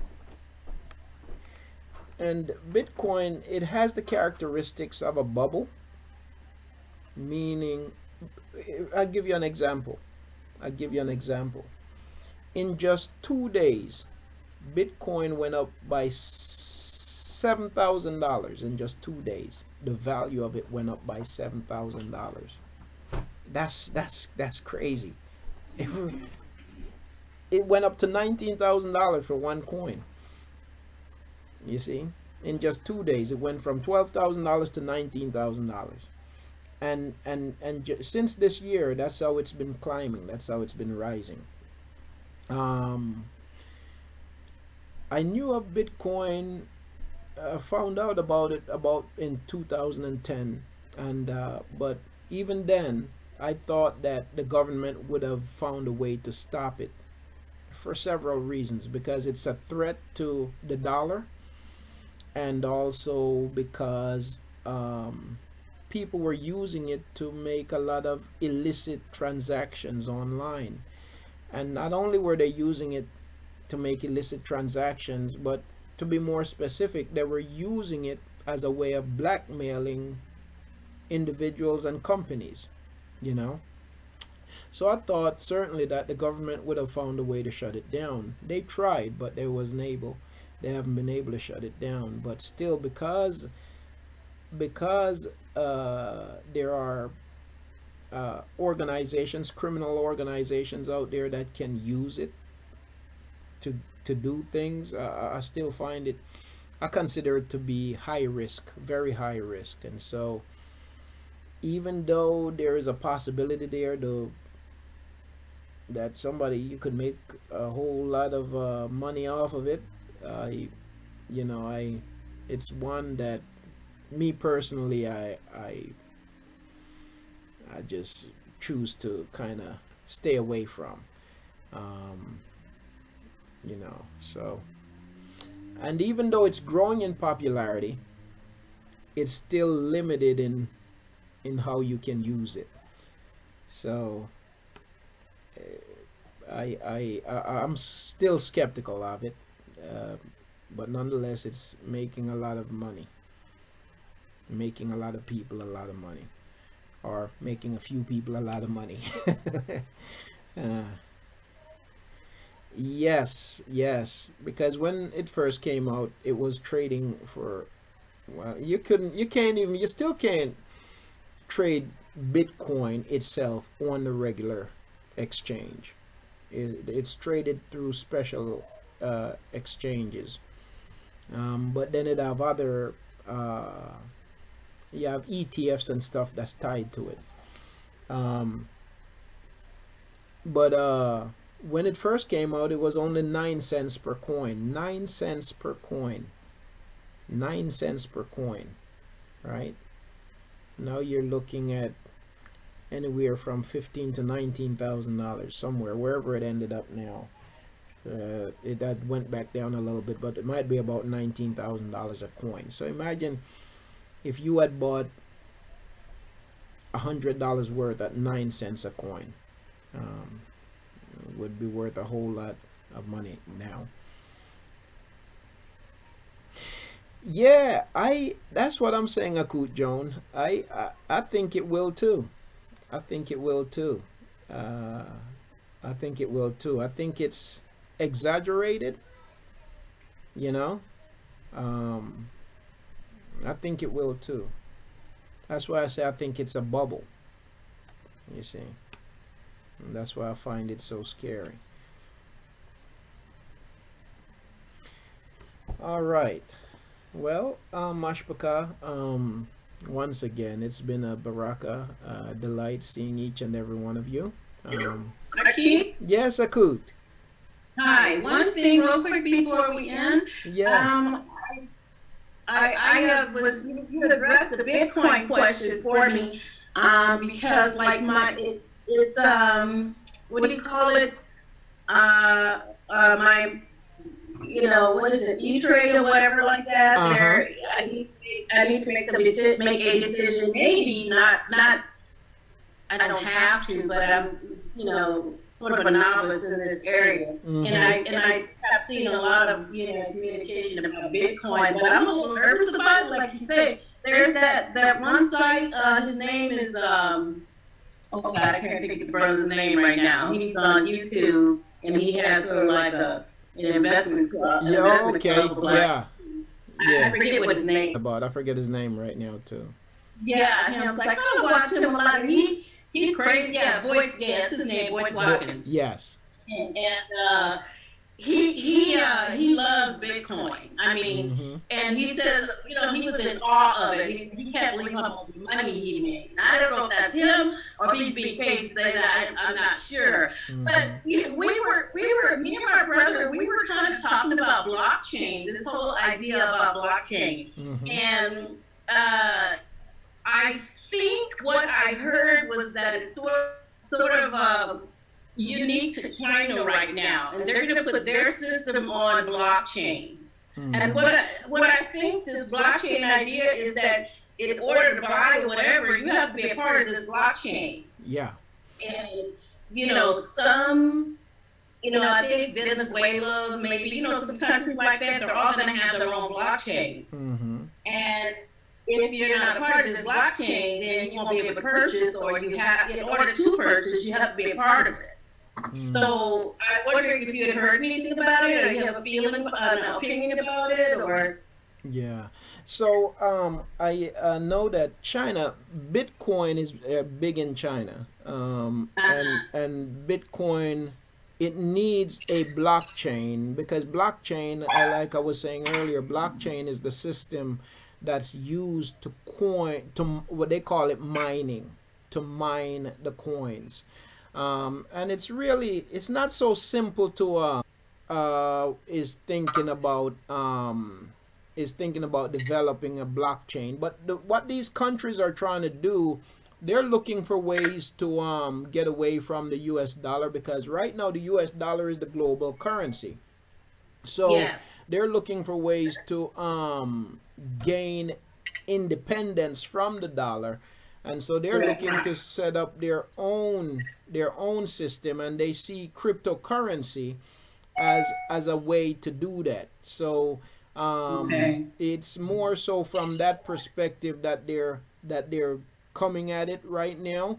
The thing with Bitcoin is to, like you said, for you to trade in Bitcoin, you got to become a member of the blockchain. You got to join a blockchain.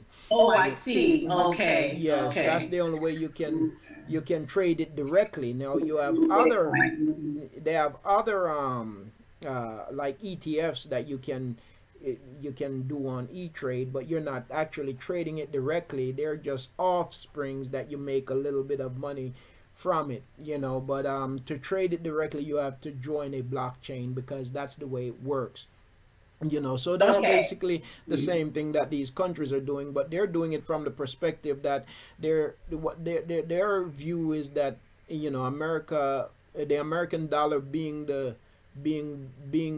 world currency, that gives America too much power over them, and they're looking for a way to get from under that, you know, and create their own thing. That's why they're looking into cryptocurrency. Okay, because I did hear them saying that what was it, China? That was kind of China's way around this the American dollar system, so that they could sort of develop their own currency system. So Bitcoin may not be just for, you know, novices to delve into. So I would ask this question: if it'd be okay for me to call you for advice on or guidance on how to deal with E-Trade, because my company, I have to buy within that company. I can't buy, you know, like our club we have, you know. The Haykal. I couldn't take that and buy what you're saying through you. I'd have to go through this company here. Right. And I'm not sure right now. They said, well, if you want to make money, you need to choose something. So I don't know how to do that. Yeah, and what they do is they set up. Is that you're speaking about with your job? My employer. Yeah, right. Yeah, so what they do is they set up. They already pre-package some choices for you, and you would have to choose. And you can, the way it's set up, you can look at it and it shows you through E-Trade. Oh, I see. Okay. Well, you can give me a call and we'll talk about it, Akut. It will be similar to if they had their own brokerage setup. Some companies have their own brokerage setup, like the company I work with. They have their own brokerage setup, you know, and or some of them might use Merrill Lynch, you know, which Merrill Lynch is something similar to E-Trade, but it's more so for, it's on a, more so big companies use Merrill Lynch, you know, they don't deal with individuals so much unless you're dealing in a lot of money. Thank you, I appreciate that. No problem, Akut. Okay, let me see. Any other comments or questions before we go, Mashbaka? Let me.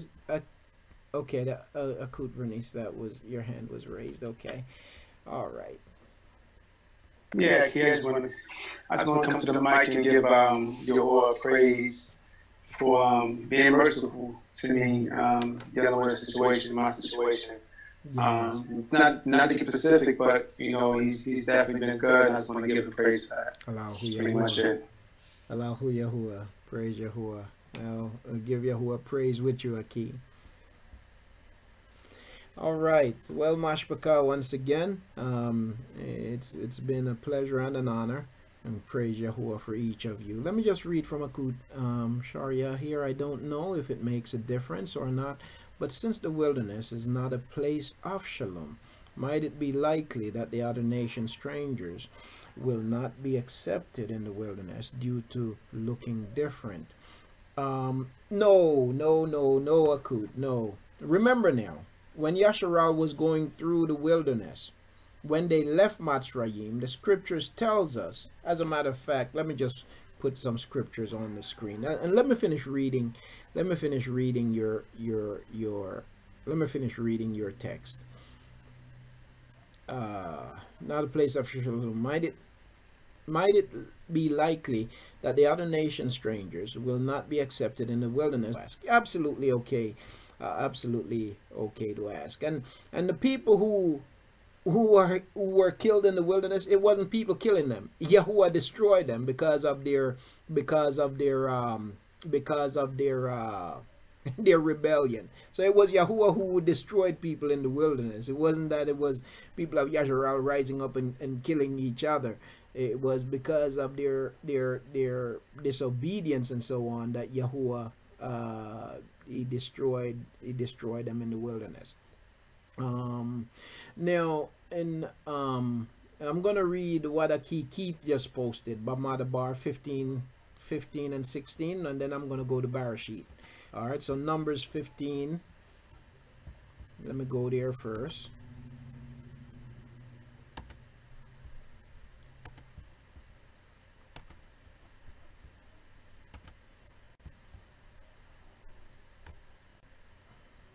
Numbers 15 and 16.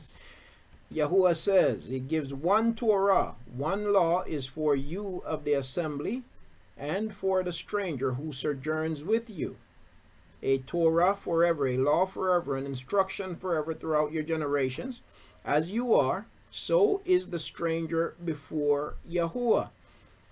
And what's interesting here, let me keep on. One Torah and one right ruling is for you and for the stranger who sojourns with you. All right? One Torah, one law, one instruction, one expectation. The same for the homeborn is the same expectation and instruction for the stranger. All right?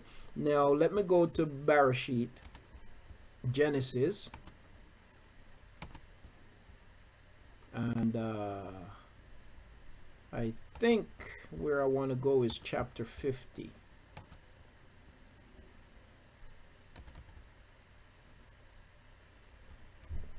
Talking about strangers in the wilderness.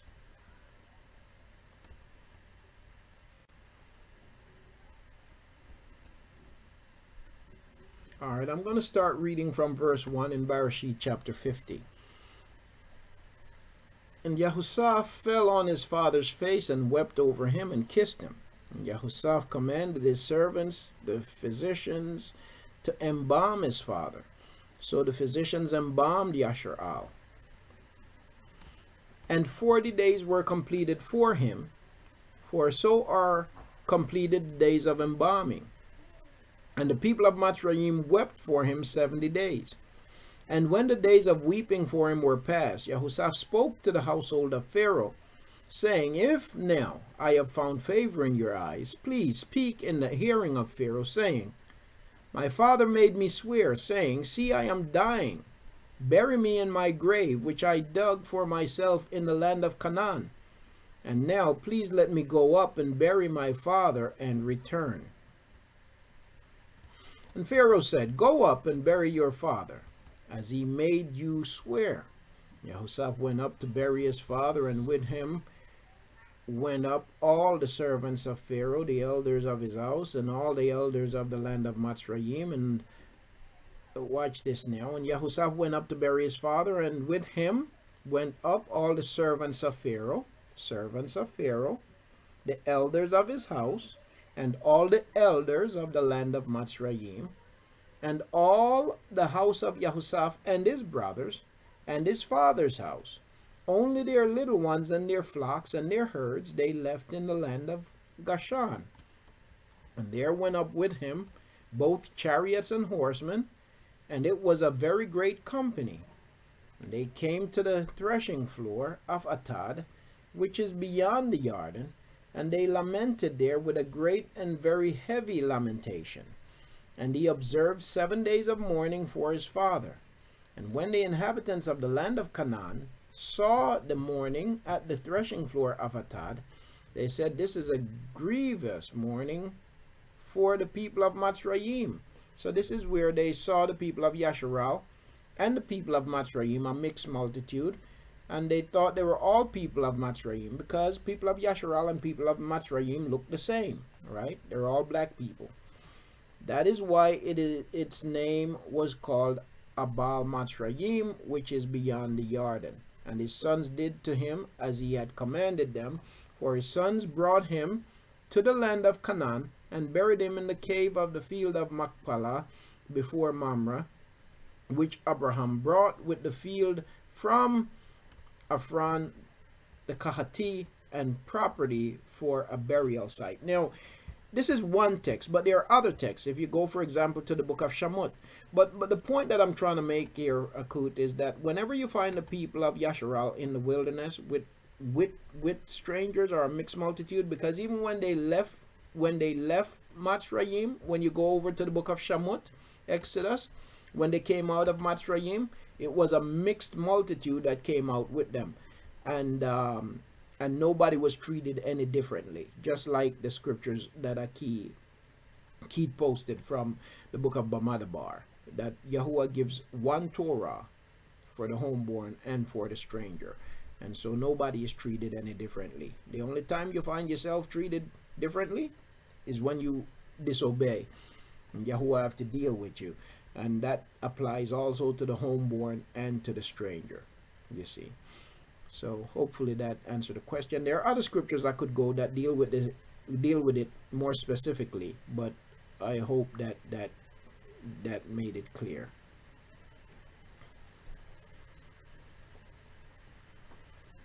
All right. Okay. What a great question, Akud.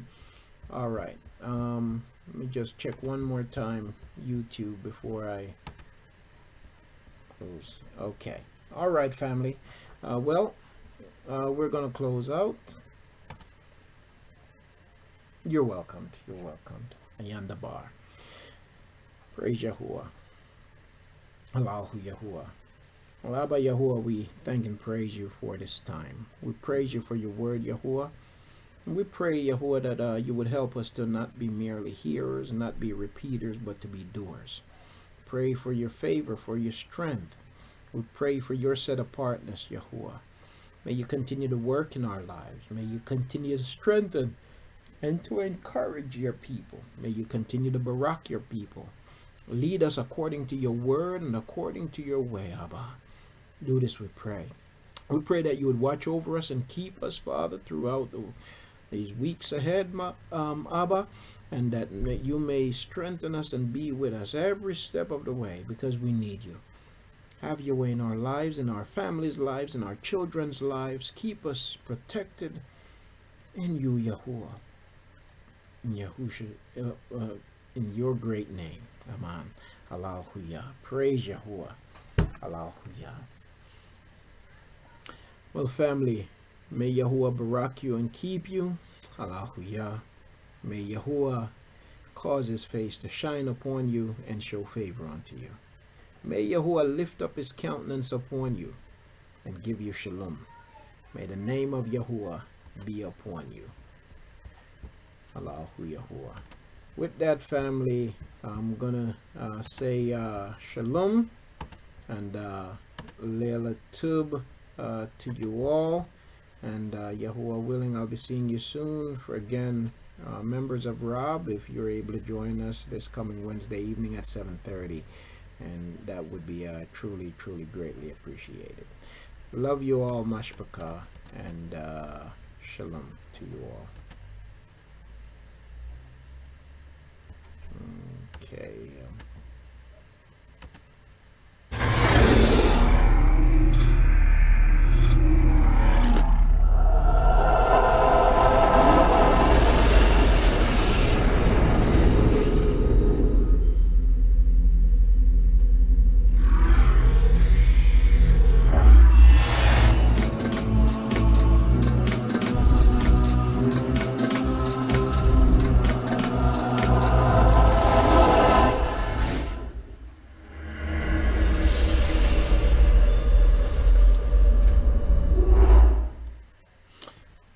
Shalom, family.